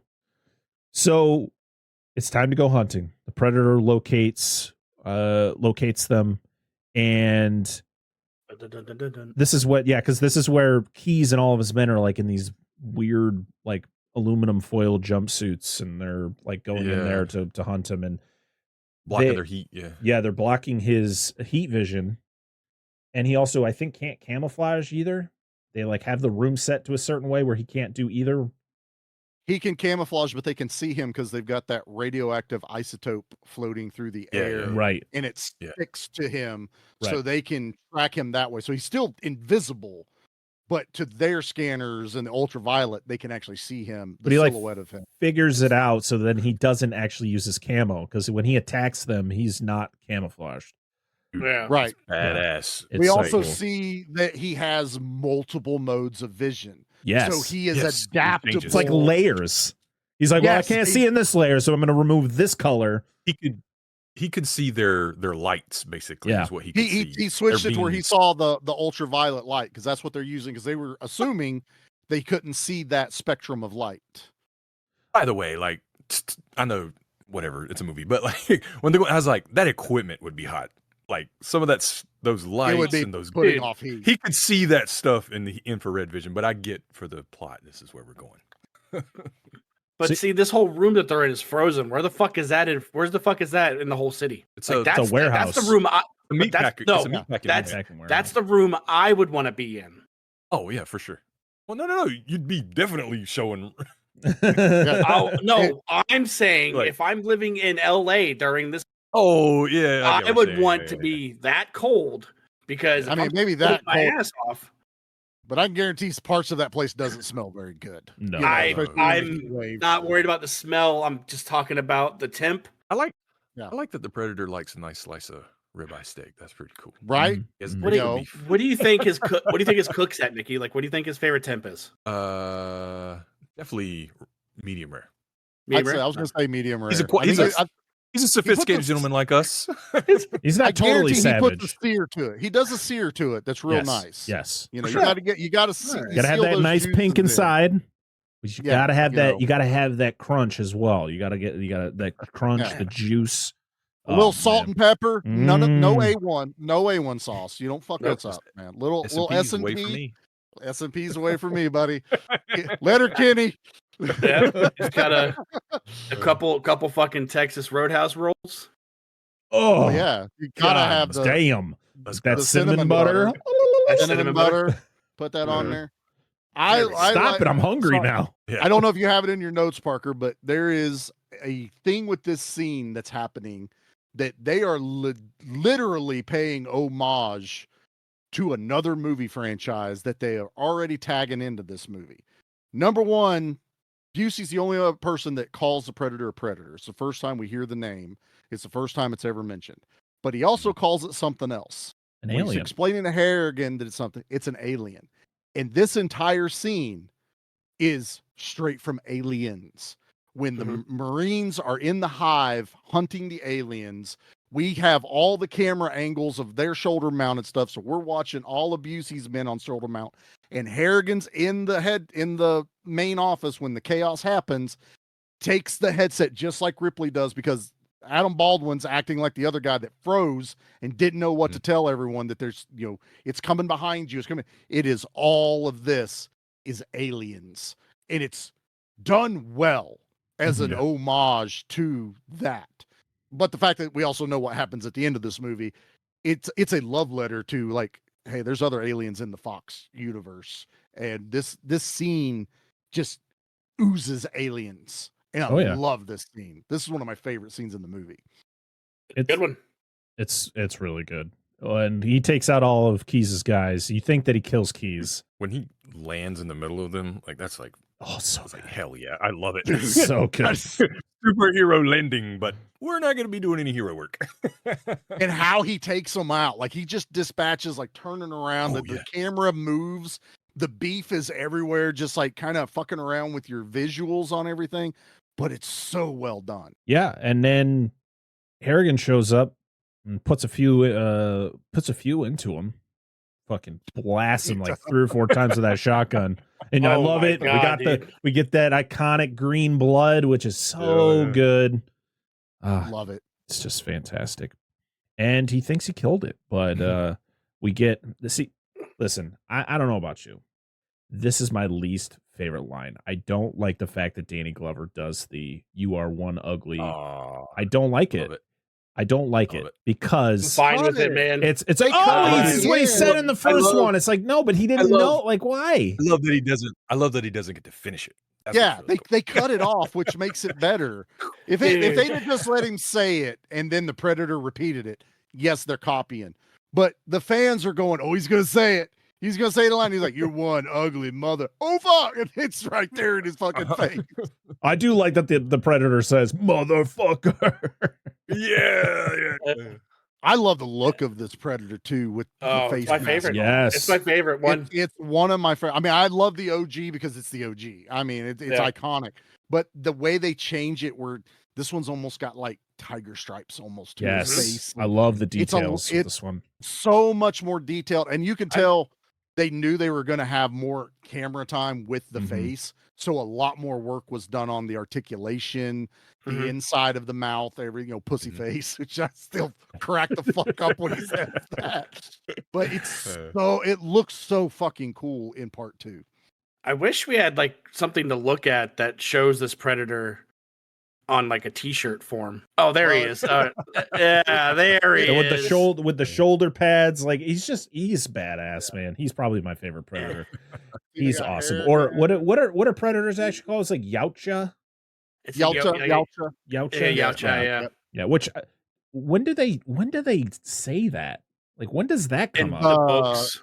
The comics and books. Okay. When they started doing that. I was gonna say I don't think it was ever mentioned in a movie. No, but in the comics and like one shots, that's when they started. There's a Celtic one where it's basically Highlander Predator. It's not, but they do a Celtic one, and then there's a couple of others that they do that's in different times. They explain the gun in the comics that shows up at the end. You follow which that then pirate. shows up, which then it gets its true origin in Prey. In Prey, they do the movie version of it, but it had a canon event early on, which technically even in the Prey one did it like was it right from then or did they have it from before already? Right. So the gun is that line, that key thing that carries on through some of the movies. But yeah, so a lot of the lore come from fans building the lore and adding to it as it went. But yeah, the Buse returns, but only for a few seconds because he freaking gets that disc blade and just throws it. Love it. I love that the Buse is behind the meat, so you don't get to see him get chopped in half. Yeah. But also you see his legs fall. What happened to his upper body? So what you didn't see was he backed up into a meat hook at that exact moment. Oh, so he's stuck on there. It's right as the blade goes through. So it's perfect. Right at that moment. And the blood falls, and the top half doesn't. Leatherface is in the corner, like, I'm so hot right now. I always imagined the disc is what held him up, like his upper body. There was no wall, though. Like, did it shoot him all the way across the room? Maybe. So he's like, but how does it? But Dustin, how does it pin him? He's writing on it, yeah. But also, how does it pin him if it goes through him? Because it has to chop him in half. No, I'm saying like his upper body is sitting on top. Oh, so it's just resting like a shelf. He looks like that one dude from Men in Black 2 that had the little space. Oh yeah. And he's flying around. Yeah, I like my meat hook theory. I think I'm probably the closest one. That makes the most sense of anything I just heard. Or the Buse just doesn't need legs. That is also possible. He's a fucking. It hit so hard that it just tumbled out of frame, like you just couldn't see. Yeah, I want to see that though. I wanted to see the comical flip through the air. Me too. I like seeing legs and then just fall down. So good. It's slow motion too, which to me, it's kind of creative to do this shot because this shot's going to be hard to do anyway in a movie. this thing flying across, cutting through these carcasses, and they're dropping. To hide that as a special effect, to be ballsy enough to go, fuck it, make it slow-mo. The special effects guy's going, the fuck did he say? Slow-mo? That's not how we do this, sir. You got to go fast and cut the camera, and then we show you. Nah, man, that slow-mo and then that slow just blob of blood and guts falling. It's awesome. So then we get another fight between the two, and it's on top of the building. The Predator falls. He's got him. And, well, actually, the Predator grabs onto Harrigan on the side of the building, and Harrigan is able to grab that blade and just chop off the Predator's arm. And then the Predator has, like, that comical, like, grab onto the pipe snaps, the pipe goes back, he falls into the apartment across the way, and then we get that comical, like, interaction with the woman. She's like, Harry, there's somebody in the bathroom. Wake up! I love her. They're watching Jeopardy in the background, which is awesome. But you got to think, Harrigan just saved all of LA and half of the West Coast, because that was a nuclear fucking bomb getting ready to go off in the middle of downtown Los Angeles. That's the thing, though. When he chops his arm off, how does it stop the bomb? It went through the device. If you look, it cut did it? Through, okay. It cut through the device. I thought it was elbow. No, he still had, because later on you even see the stump, because they changed the actor who's doing the close-ups. They actually had a guy that was missing that part of his arm. Okay. He's in the Predator outfit. But when Harrigan takes it off of his shoulder that it's dug into, the top half of the control box is still there when he throws it down. So however it disables a fucking nuclear bomb that's carried around on their arm, I don't know. But that he literally saves, because they talk about the destructive power in it's laid out to him. Like, that's why he was so urgent to fuck, because he realized what he was doing. Like, he's seen him. But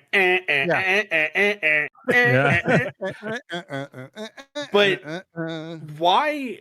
I don't know if it's ever discussed, but like, the Predator seems fine without his mask on, but during this whole chase scene, he holds it up to his mouth.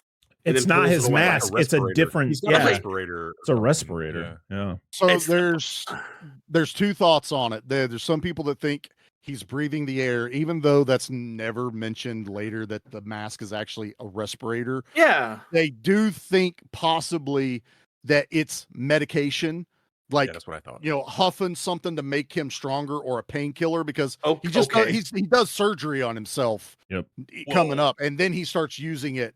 Yeah, that gives himself an adrenaline shot. Literally, like, he gives himself an adrenaline shot after the blue stuff. Which, by the way, I have a question.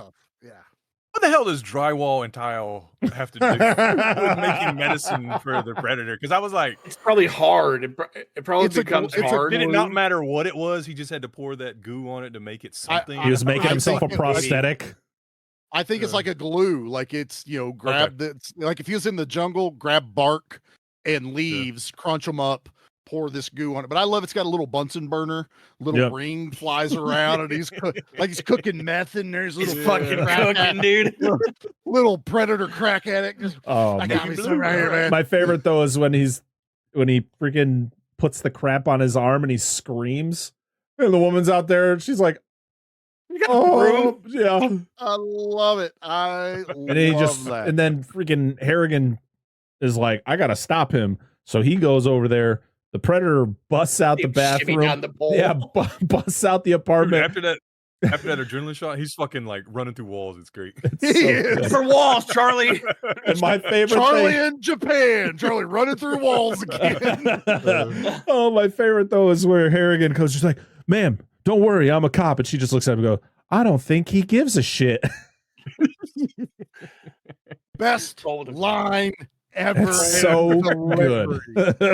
I love this lady. She cracks my ass up. She's right. God. She's not wrong. Yeah. She's like, I don't think he gives a shit. Harold, did he look like he gave a shit? No, he didn't look like he gave a shit. Then we get the elevator ride down to the Predator ship that's like underground. And we get a final face-off between Harrigan and the Predator. And Harrigan gets the upper hand, shoves that spoon blade into him, And he looks at him. Wait. Wait. Before any of this happens, we get the crossover that we never knew in 1990 needed, because Harrigan's walking down this hallway and he sees the trophy room and there's skulls all over this trophy room. I was getting to that, but you had to cut in and start talking about it. That's before I could have talked about that back when he was cleaning freaking Willie's head, because you actually see the xenomorph head on the wall in that scene. It's quick. It's very fast. We're at the part. Dustin. The xenomorph head. No, xenomorph head shows up in the earlier scene. It does. I'm talking about right now. Well, I could have talked about it, but you had to interrupt me. He's in the drive. So sorry to talk about. Listen, Charlie and Mickey's I'm just trying to finish the plot so that we can just have a conversation and end this thing. Oh, okay. I don't like it when mom and dad are fighting, Mickey. Shut up and put your seatbelt on. I ain't wearing a seatbelt. I swear to God, I will turn this car around. I'm sorry, Mom. I gotta pee. But we get that final line, because the predator hears shit happens, and he just keeps repeating it to the point where when Harrigan kills him, he goes, "Shit happens." You're like, yeah, this is fucking cool, man. It does. It's awesome. And then who shows up with the fucking gang of predators, just like, whoop, whoop, whoop, whoop, whoop, whoop, with this. What's up? They're like, fuck me, man. Literally, members. He goes. He literally does the same does thing. I'm like, let's just fucking do this. I love how he like tries to square up with them. Like, I killed one of them before. I'll kill y'all. They're just like, relax, buddy. We're not here for that. Think about this scene though for a second. Even though I don't know if Danny Glover's characters put it together. He drops the weapon, which makes him defenseless. That's true. Yeah. That is true. So there's no reason for them. Like, I'm sure it was like, you just killed that dude. You earned this out. Right. But there is also That's the fact yeah. that he's defenseless now. He throws it down and is like, all right, who's next? You know, like, can I just say though, when I was like 13 or 14, the first time I watched this, even though it's seared in my brain about jiggling boobs, seeing all these predators just appear was just in fucking sane to see. You're just like, oh, he's cooked. He done. Like, there's no getting out of this now. Good job, Danny Glover. We won't see you in the sequel. So good. And the detail of they're all different. They're all different. There's 9 not of them. the same predator. Matter of fact, I think the OG mask is used on one of them whenever it's painted across. Yeah. Great. I think the elder actually is the original, kind of like dolled up to look older. The original outfit. I think you're right. I think they used the original makeup for that one. And I love that too, because I've always wondered like what their aging process, like how rapid did these creatures age, and how long has he been around for him to be an elder? You know, like you can clearly tell he's older than everyone because of his gray dreads. But it's like, no, it's like good how stuff to think about. I don't know how long do they live? Like they don't have dog years, right? Like it's not every one. So that pistol he had was from 1715, right? Yeah.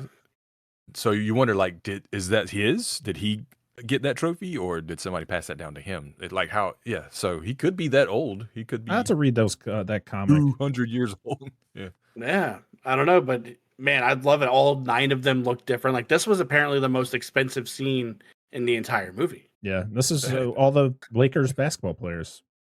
Well, then are all the how predators. Well, all their prosthetics were different. Like none of them had the same replicated mask. Well, yeah, like Stan Winston. I mean, the same with had to make the main predator in this compared to the main predator in the original. They didn't look the same because of their. Well, I'm talking about all 9 of them were in one shot.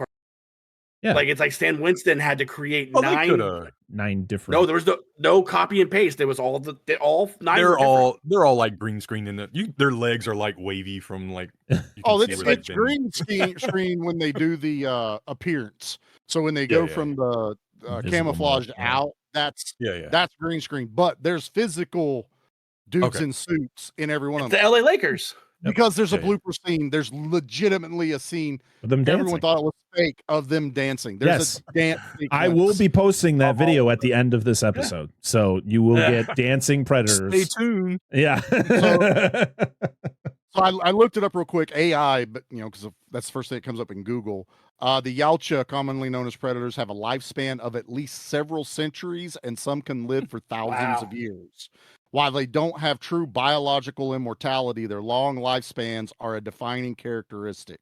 Their advanced age is evident in their appearance, with older individuals often having graying dreadlocks, which is the gray. Yeah. Or grayback, yeah. Grayback is what he's called for this one. So yeah, and there's like Dark Horse has done a ton of Predator comics and stuff. So there's a lot of lore people have added to it, but you'd have to imagine, I'd say hundreds of years. How do they live when that planet that they live on is like a desolate desert? Like we see it in Killer of Killers, and we also see it in Alien versus Predator, which I know isn't technically canon to the Predator movies, but it's like I remember seeing it like, wow, that planet kind of sucks. Like no wonder they're always traveling around. But there is a city in Requiem. It is a city when you it's Requiem. Yeah, not the first AVP. That they're going out, they're looking out the window. So it's like a civilization, but it does look like a very arid environment around them in that one. And that just makes me think about like Badlands, how Badlands were following an adolescent around. Like I was gonna say, I feel like in Predator Badlands, we're gonna get a lot lot of this, like world and biology stuff. Of cool. Predator. No, I'm stoked. I'm stoked on that. Yeah, it's gonna be a good one. I'm excited. So yeah, Mike gets the pistol from 1715, and if I was him, I'd been like, what the fuck am I supposed to do with this fucking thing?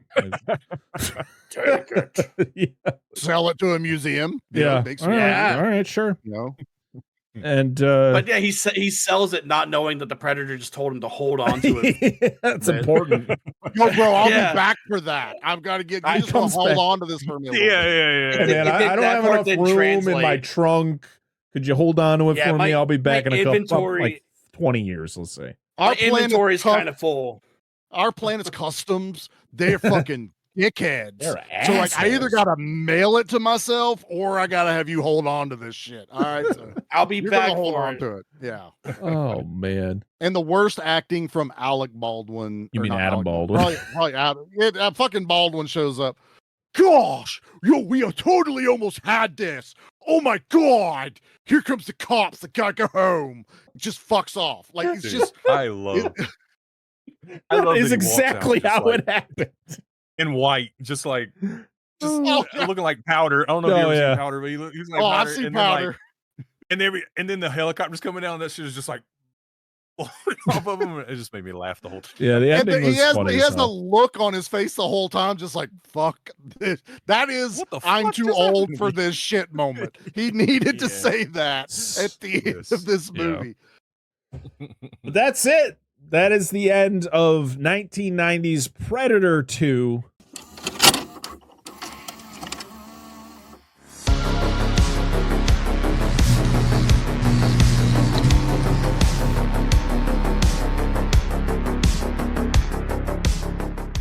Hey horror friends, welcome to Tomb of Terrors. I'm Old Man Brad, your guide into darkness. Here, every episode is a journey into horror. I'm digging up the latest releases, having conversations with the filmmakers who bring these nightmares to life, or sometimes dragging in my friends to explore cult classics, like Bruno Mattei's Cruel Jaws. There's something spine-tingling around every corner.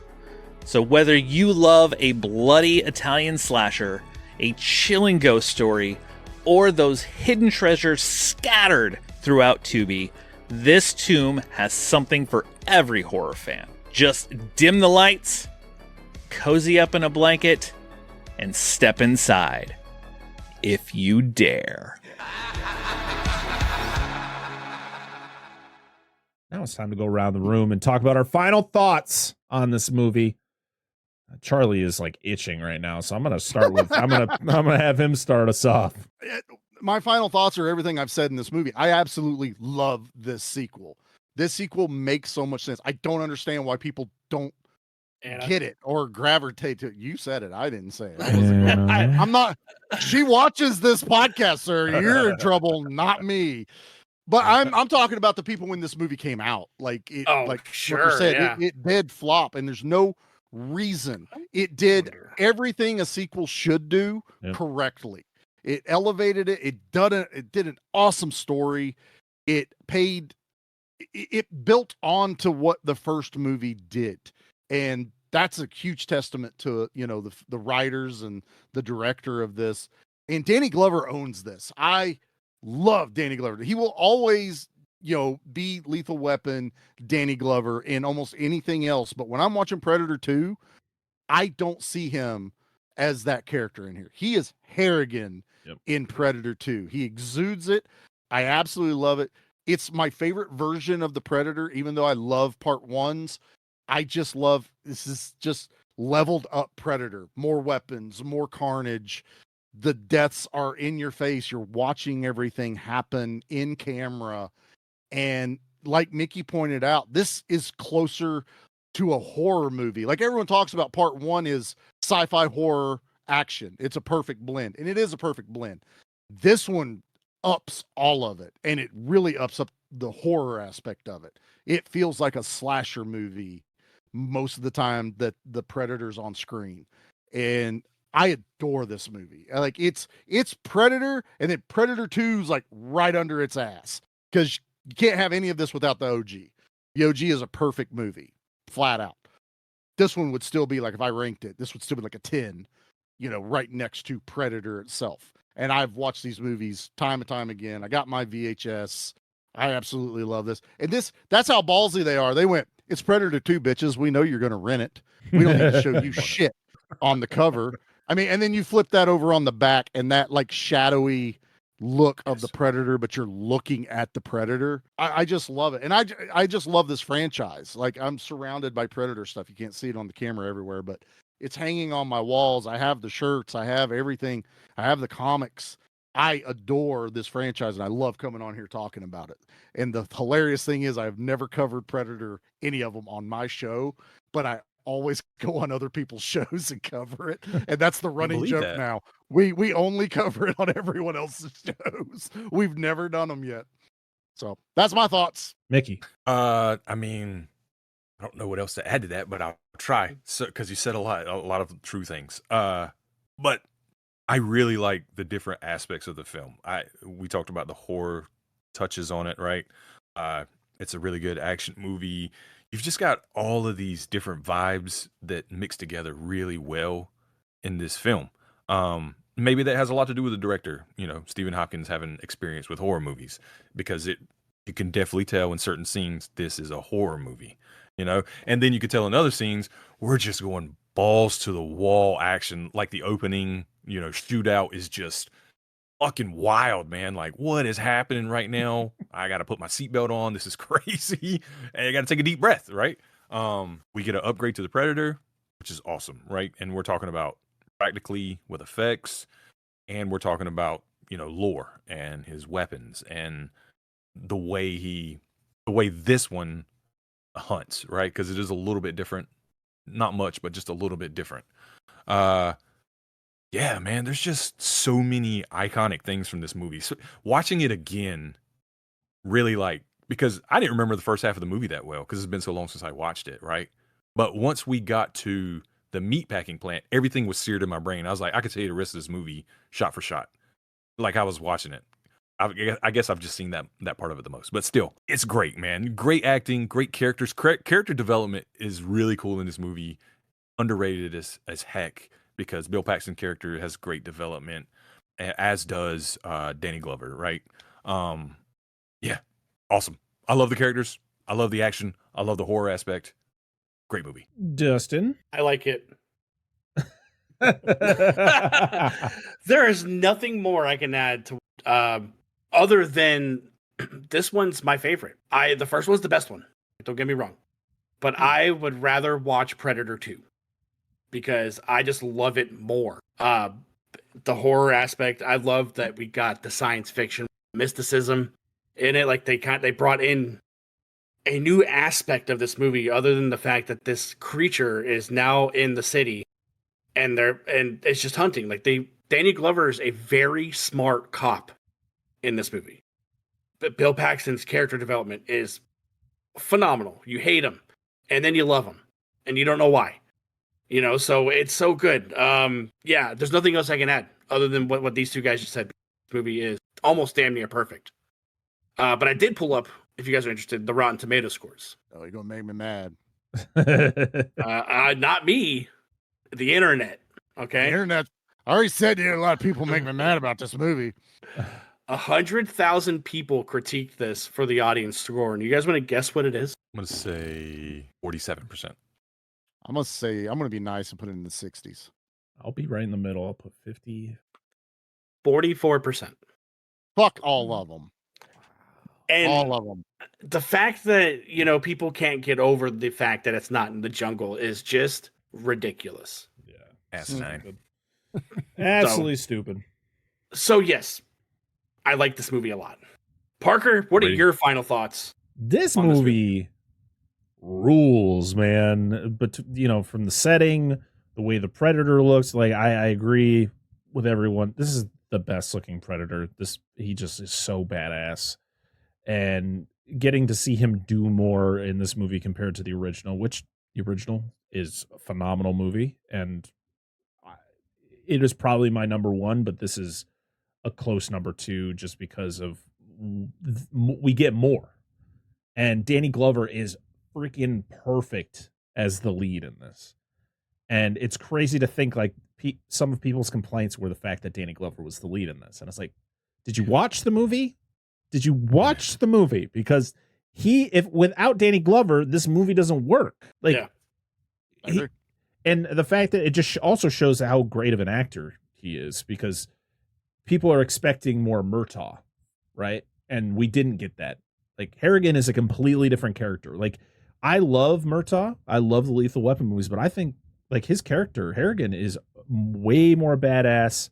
He does more. He's fucking ripped.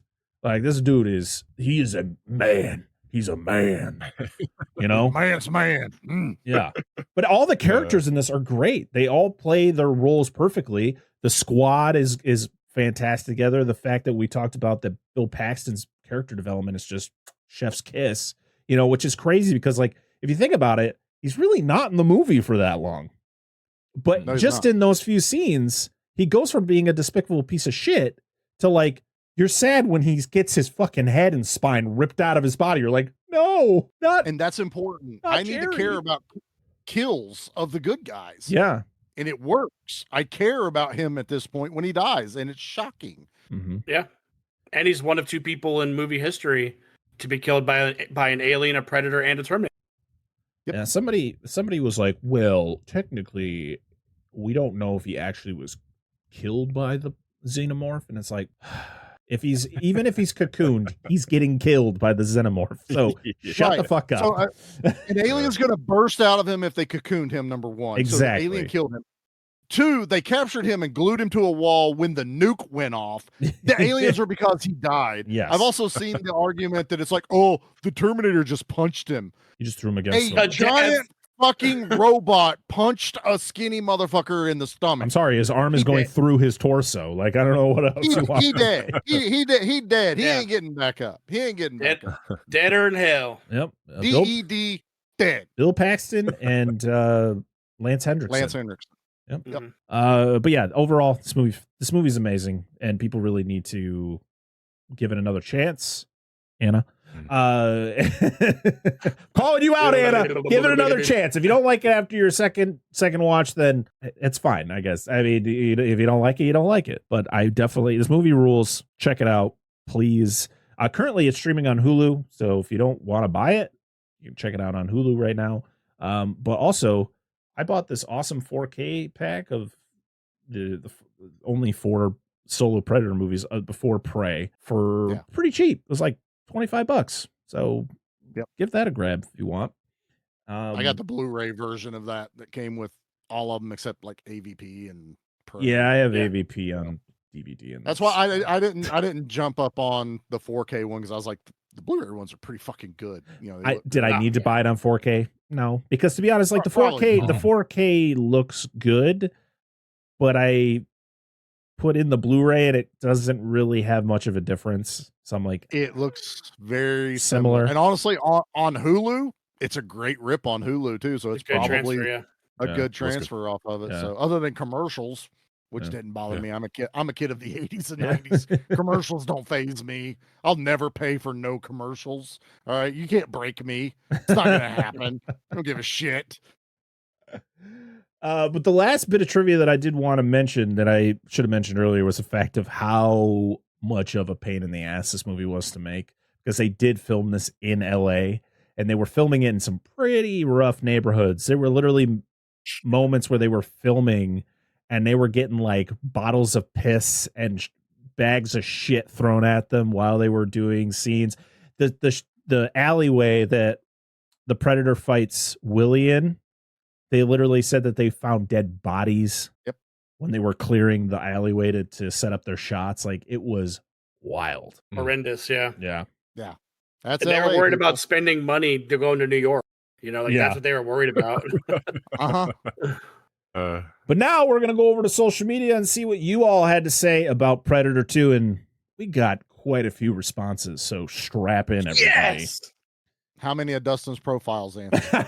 None. I made sure to not answer because my ass was here. Okay.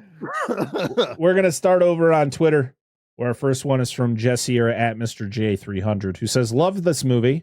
By the way, did you know of the new ending of Predator Killer of Killers?" Yes, I do. And if you didn't know, like it. Apparently Danny, Arnold, and the woman from Prey have cameos in animation form.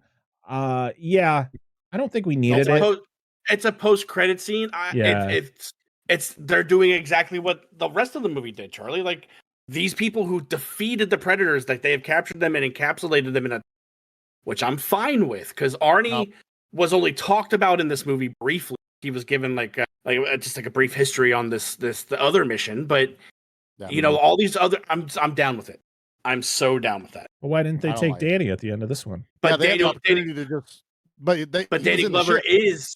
You don't see him though in the post-credit scene. You only see the girl from Prey. Well, no, you don't added to it. No, you see Arnold. They've added to it. Yeah, you see Arnold. Oh, so it's a whole new thing.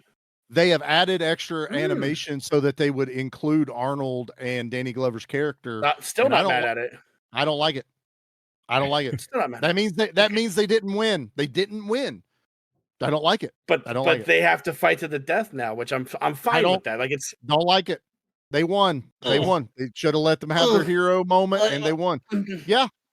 Yeah. Unless you got the balls to come back on their home turf and fight them again, fuck off. You're not going to steal them in the middle of the night while they're sleeping. Also, Danny Glover standing there in his boxers. He probably finally got his air conditioner to work. He's like, yes, and then he gets taken. Yeah, son of a He's bitch. standing there. He's standing there, his little heart boxers from Lethal Weapon 4. And he's like, "The fuck is this shit, man? I'm not even doing it."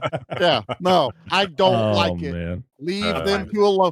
You have enough stuff to do. You have enough lore to play with. Leave them alone. I don't like it. I'm fine with it. Anyways, continue, Parker. Says the guy that hates Jaws. Says the guy that hates Jaws. Your copper chicken. Copper chicken, yeah. All I will add to that is Hulu, please release Killer of Killers on physical. I need it. Yeah. I bought Prey on 4K. I need all the Predator movies, and that's the only one that I need. I wanted the Steelbook, but it sold out so fast. Yeah, I just have the. Did you got the regular slip cover 4K, or did you get the Blu-ray? I've thought about getting the Blu-ray. Yeah, I got the 4K. It's this one. So you got the okay. Yeah. I need to get that one. If I'm going to do it, I'll get that one because at least that's kind of what the Steelbook looked like anyway. Yeah, I was going to get the Steelbook, but this was good enough. Next one is from What an Oddcast, who said, "The Predator that made me afraid as a child to ever be in a city. Also gave me more interest in Gary Busey growing up, as I then saw him in Maneater, and my fandom blossomed." We love Gary Busey around here. Love the Buse, Uncle Busey. Movies for Days says tied for best sequel with Prey because they both kick total ass and are basically incomparable or incomparable. If I knew how to speak. Okay. Hey, Internet, Eric here. I had a trouble of following up the damn near perfect original, but it's a strong sequel. A great cast, even though Paxton took some getting used to. Awesome upgrades in the look of the Predator and its weaponry, and was just a badass movie. All right. He's right. It was a hell of a thing to tackle. Yep. To be like, we're gonna make a sequel to the greatest movie ever made. Yeah, okay. Shoot the Flick says it was for a while, but I think Prey holds the top spot now. I did ask if it was the best, if it's the best Predator sequel, so that's why people are saying their favorite sequel. Prey just doesn't have the depth to it. Charlie's just mad because it took the machine gun out of it. That's what it is. You know what? Pray. You gotta have. No, you're not wrong. Like, I get what you're saying. Like, it took the testosterone out. It took the the machine guns out of it. But I saw Prey 3 times in the first week. It was either. Yeah. I'm just saying, to be like it's better than the first two. I will put them all on a line. It's like Predator, Prey, Predator 2, Predators, the Predator. I can't say anything about the Predator. I've actually, this is the only Predator movie I've never seen. Is the Predator? The Predator. It's not bad. Yeah. It's not bad, but Anna really liked it. So, you know what? I trust her taste in movies. I just have a problem with people translating the Predator to English, like the Predator speaking. I hate. Yeah, that's weird. Other than him learning a sentence, you know, you want some candy. But no, like when he has a full-fledged conversation about this man's child and the Predator, like over translation, I'm not a fan. I've seen the movie.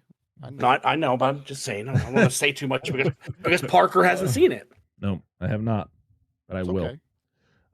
Watch it if you can. Says the subway scene is excellent. And then he shared the amazing promo shot from Predator 2 of all of the cast, our main crew there, just kind of standing. Nice. Actually, that's a really good shot of all of them. It's kind of like they're Charlie's Angels, but badasses. Johnny Blue just shares the gif of Scorpio is ready. It's iconic, man. Our friend, we've been doing this since Parker invited us on. That has been the gift we've sent everywhere. Our friend Darren Lundberg from Nostalgia Cast and Back to Bluey says it's an okay film that's become less headache-inducing now that movies have become more headache-inducing. But it isn't a patch on the original, since the original is a satire on masculinity, and the sequel is happy just to be a sci-fi actioneer, plain and simple. Also, I think that reusing Ugly Motherfucker and using the Xenomorph as an Easter egg started a couple of weird trends, with characters who inexplicably repeat dialogue from films that played absolutely no part in. And also, movie watchers feel entitled to new universes based on Easter eggs. I would not expect Darren to say anything less than that. We love you, Darren. Who hurt you, Darren? Satire on masculinity. Nope. I would argue that it invented masculinity. Sexual tyrannosaur. Reinvented. That is a very subtle masculinity. response from Darren. If you want to see more, follow Darren on Twitter at DW Lundberg. David Garrett says, I've only seen it once all the way through. It used to be the best, but I think I give the nod now to the prequel Prey. It is a great follow-up to the original, though. So, even though they say it's not their favorite, they're still giving it props. I know Charlie, he's got some confused look. But he's only watched it once. And I'm like, no. Those are rookie numbers. You got to jack those numbers up, sir. Can't make an educated decision off of one watch. That's very true. Very true. You can't do that. That's very true. Steven Movie Buff 3000 says, ever since I was a kid, I felt like a closeted Predator 2 fan. Everyone told me it was bad, and I sort of went along with it. Now that I'm an adult, I'm not only willing to say it's not on par with the first movie, but it actually might be a little bit better. Ooh, a man of culture. You've gone a little too far. You were doing great, but you went just a little too far. Very, very cool. Very cool. Not listening to everyone, watching it for yourself. Right? Yeah. I've always fuck the patriarchy. We get it, man. You make your own road, make your own path, but you went a little too far. You were touching the sun. And you get a little close, okay? You started feeling the wax smell on your wings. You're like, son of a bitch, I'm about to fall. I'm not saying a full click down. Just just a nudge. Just bring it down just a nudge. Harley said, "You know what?" Right. He said, "You know what? Just watch Predator again, okay?" Right. If you think there is a question, just watch it again. Yep. Just pop it in. Take it all in. It's not a satire, but just take it all in and just let the testosterone not wash over you, but well up from inside. When the testosterone wells become up one with the baby oil. Yeah. It's okay. You were there though. Anthony Hudak says it's a fun ass sequel. Definitely up there as one of the sweatiest films ever. I also find this movie really defined the Predator as the icon it is today. The first one gave us a unique, unknown creature, and this one gave infinite potential. And then I like that. Most dangerous fart in the world. Just said an excellent sequel. Very nice. All right. All right. That dude sounds like he likes to party. I'm down. What a badass username, dude. I'm mad now that I left Twitter because of that username. Right? Yeah. It's the only reason I stay for things like that. Most deadly fart. That's why we stay, sir. Oh, God. We have a couple on Instagram. We have one from the Lindsay Washburn, who says, love this movie. I think too many people write it off. It's brutal. It's bloody. It's just as sweaty as the first one.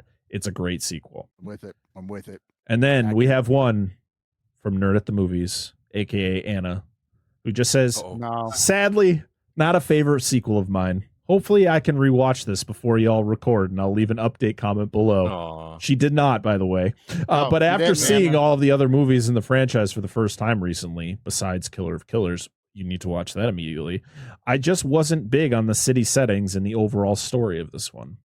All right. She falls into that demographic. It's okay to be wrong. All right. Yeah.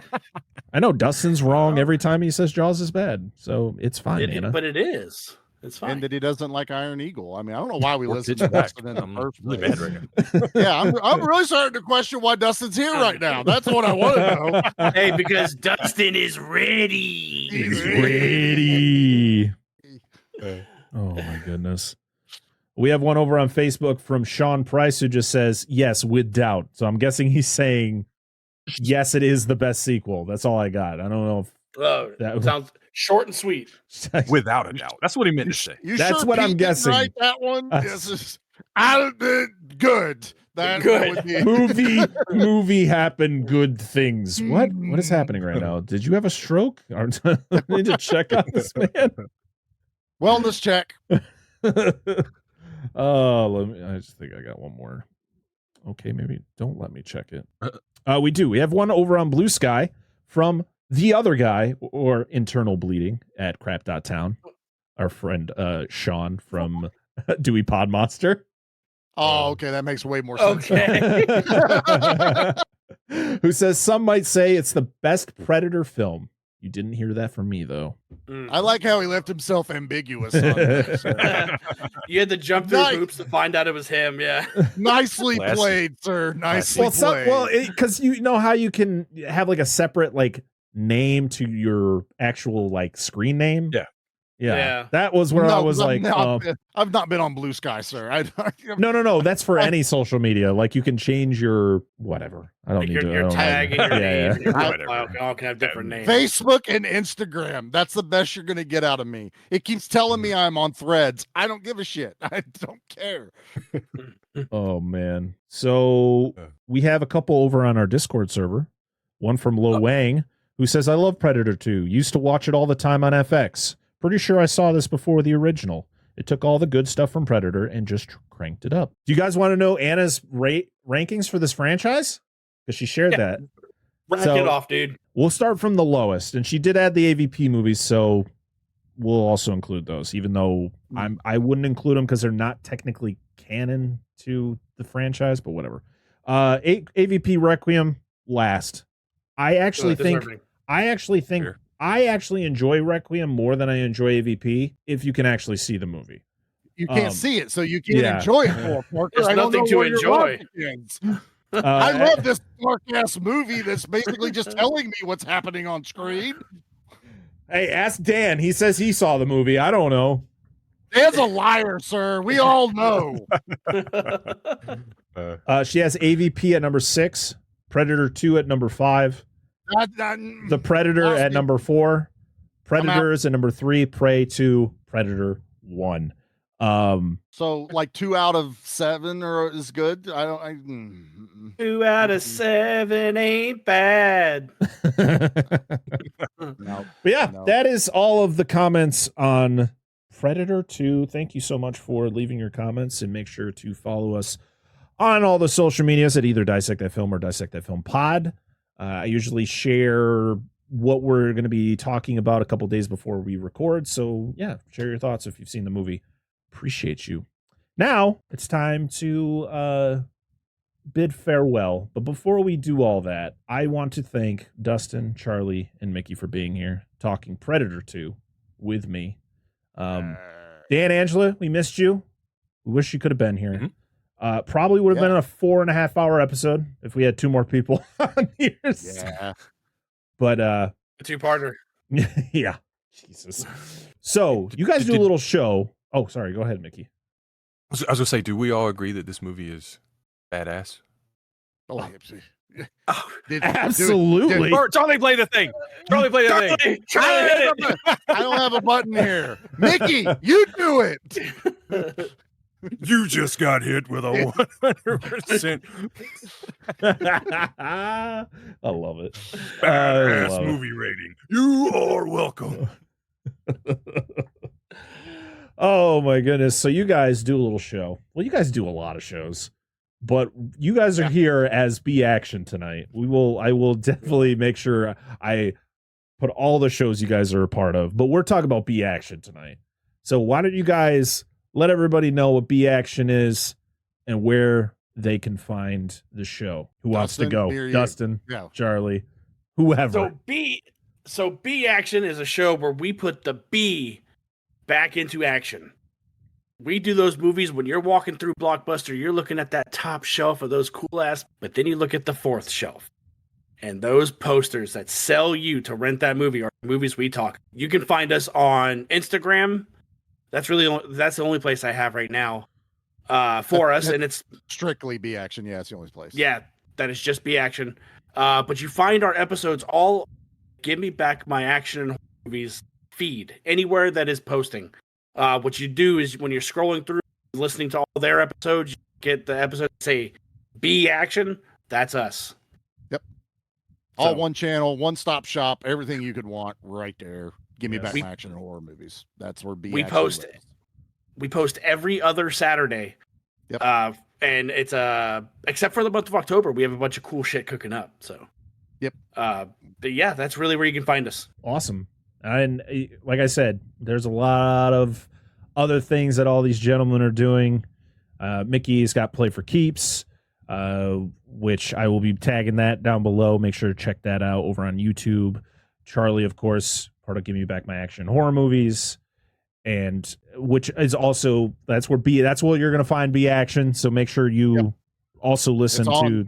They're on the same feed, just like Dissect That Film Podcast in the Monster Zone, same feed. That's where you're going to find both shows. So do that. Dustin is part of Flicks and Friends podcast and Baron's Hideout podcast, which are 2 other amazing podcasts. So a lot of content you all out there can consume just from the 4 of us here, and you will not be disappointed with anything that any of these guys are putting out there. If you are, into comic books, action figures, of course, we talk about movies here and all the other shows. Like, you're not going to be disappointed. So every show that they are a part of will be linked down in the description or in the show notes. So make sure to show love to all 3 of these gentlemen because they deserve it all. And also, if you're wondering, oh my God, is that the guy who does your intro? Yeah, Mickey is the one that you hear at the beginning of every episode for everything we do, the Monster Zone and Dissect That Film Podcast. That is this fine man with the silver locks. So make sure to go support him. So yeah, again, thanks guys. Appreciate you for being here and just being fucking cool ass guys. Yeah, we're badasses. Yeah. Where's my dreadlocks at? Oh man, Charlie, just dread your beard. Is what I'll he's dread my beard. Yeah.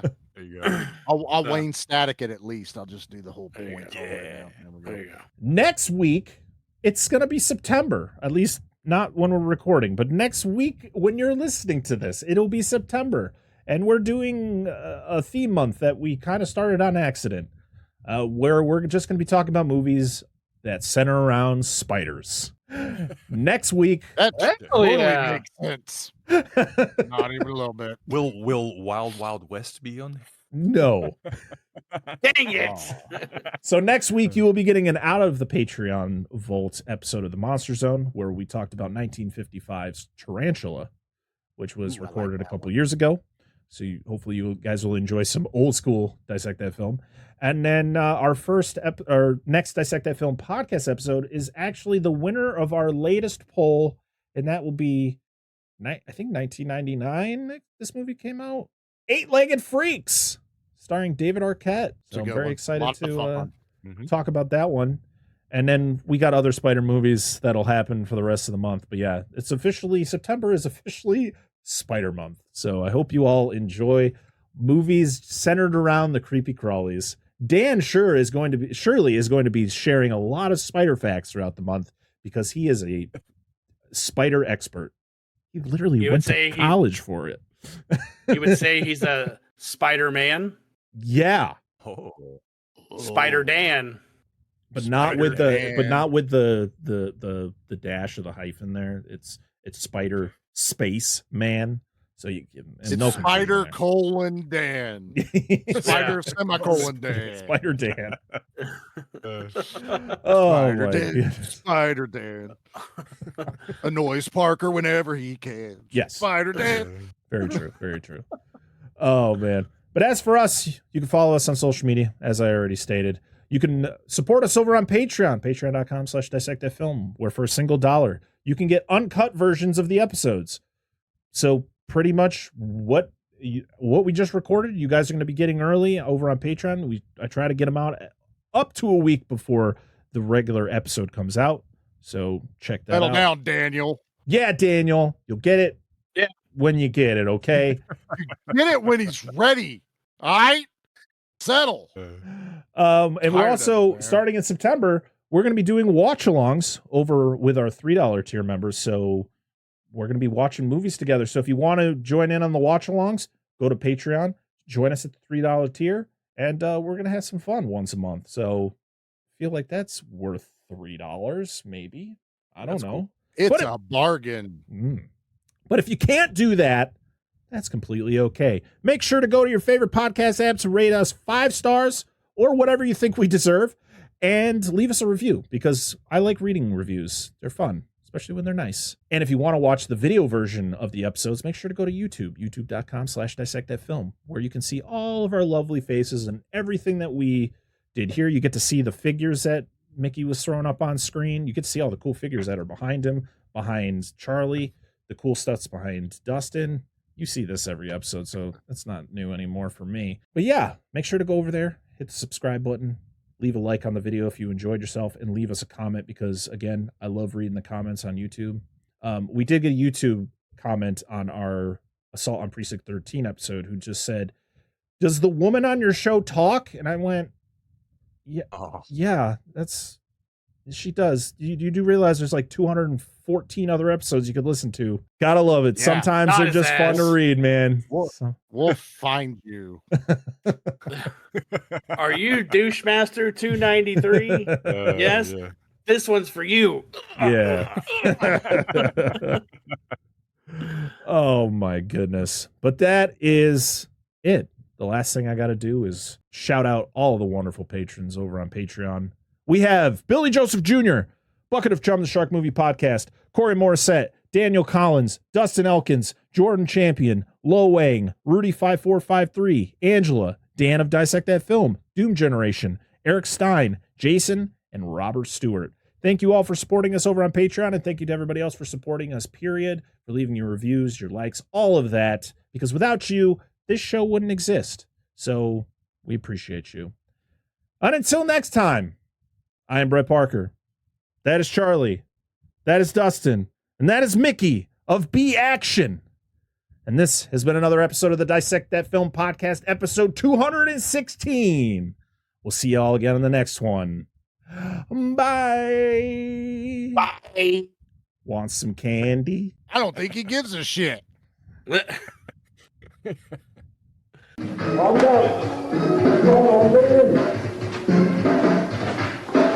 voting out there? You ain't having it. Because this is a new dance. And it's called the Predator.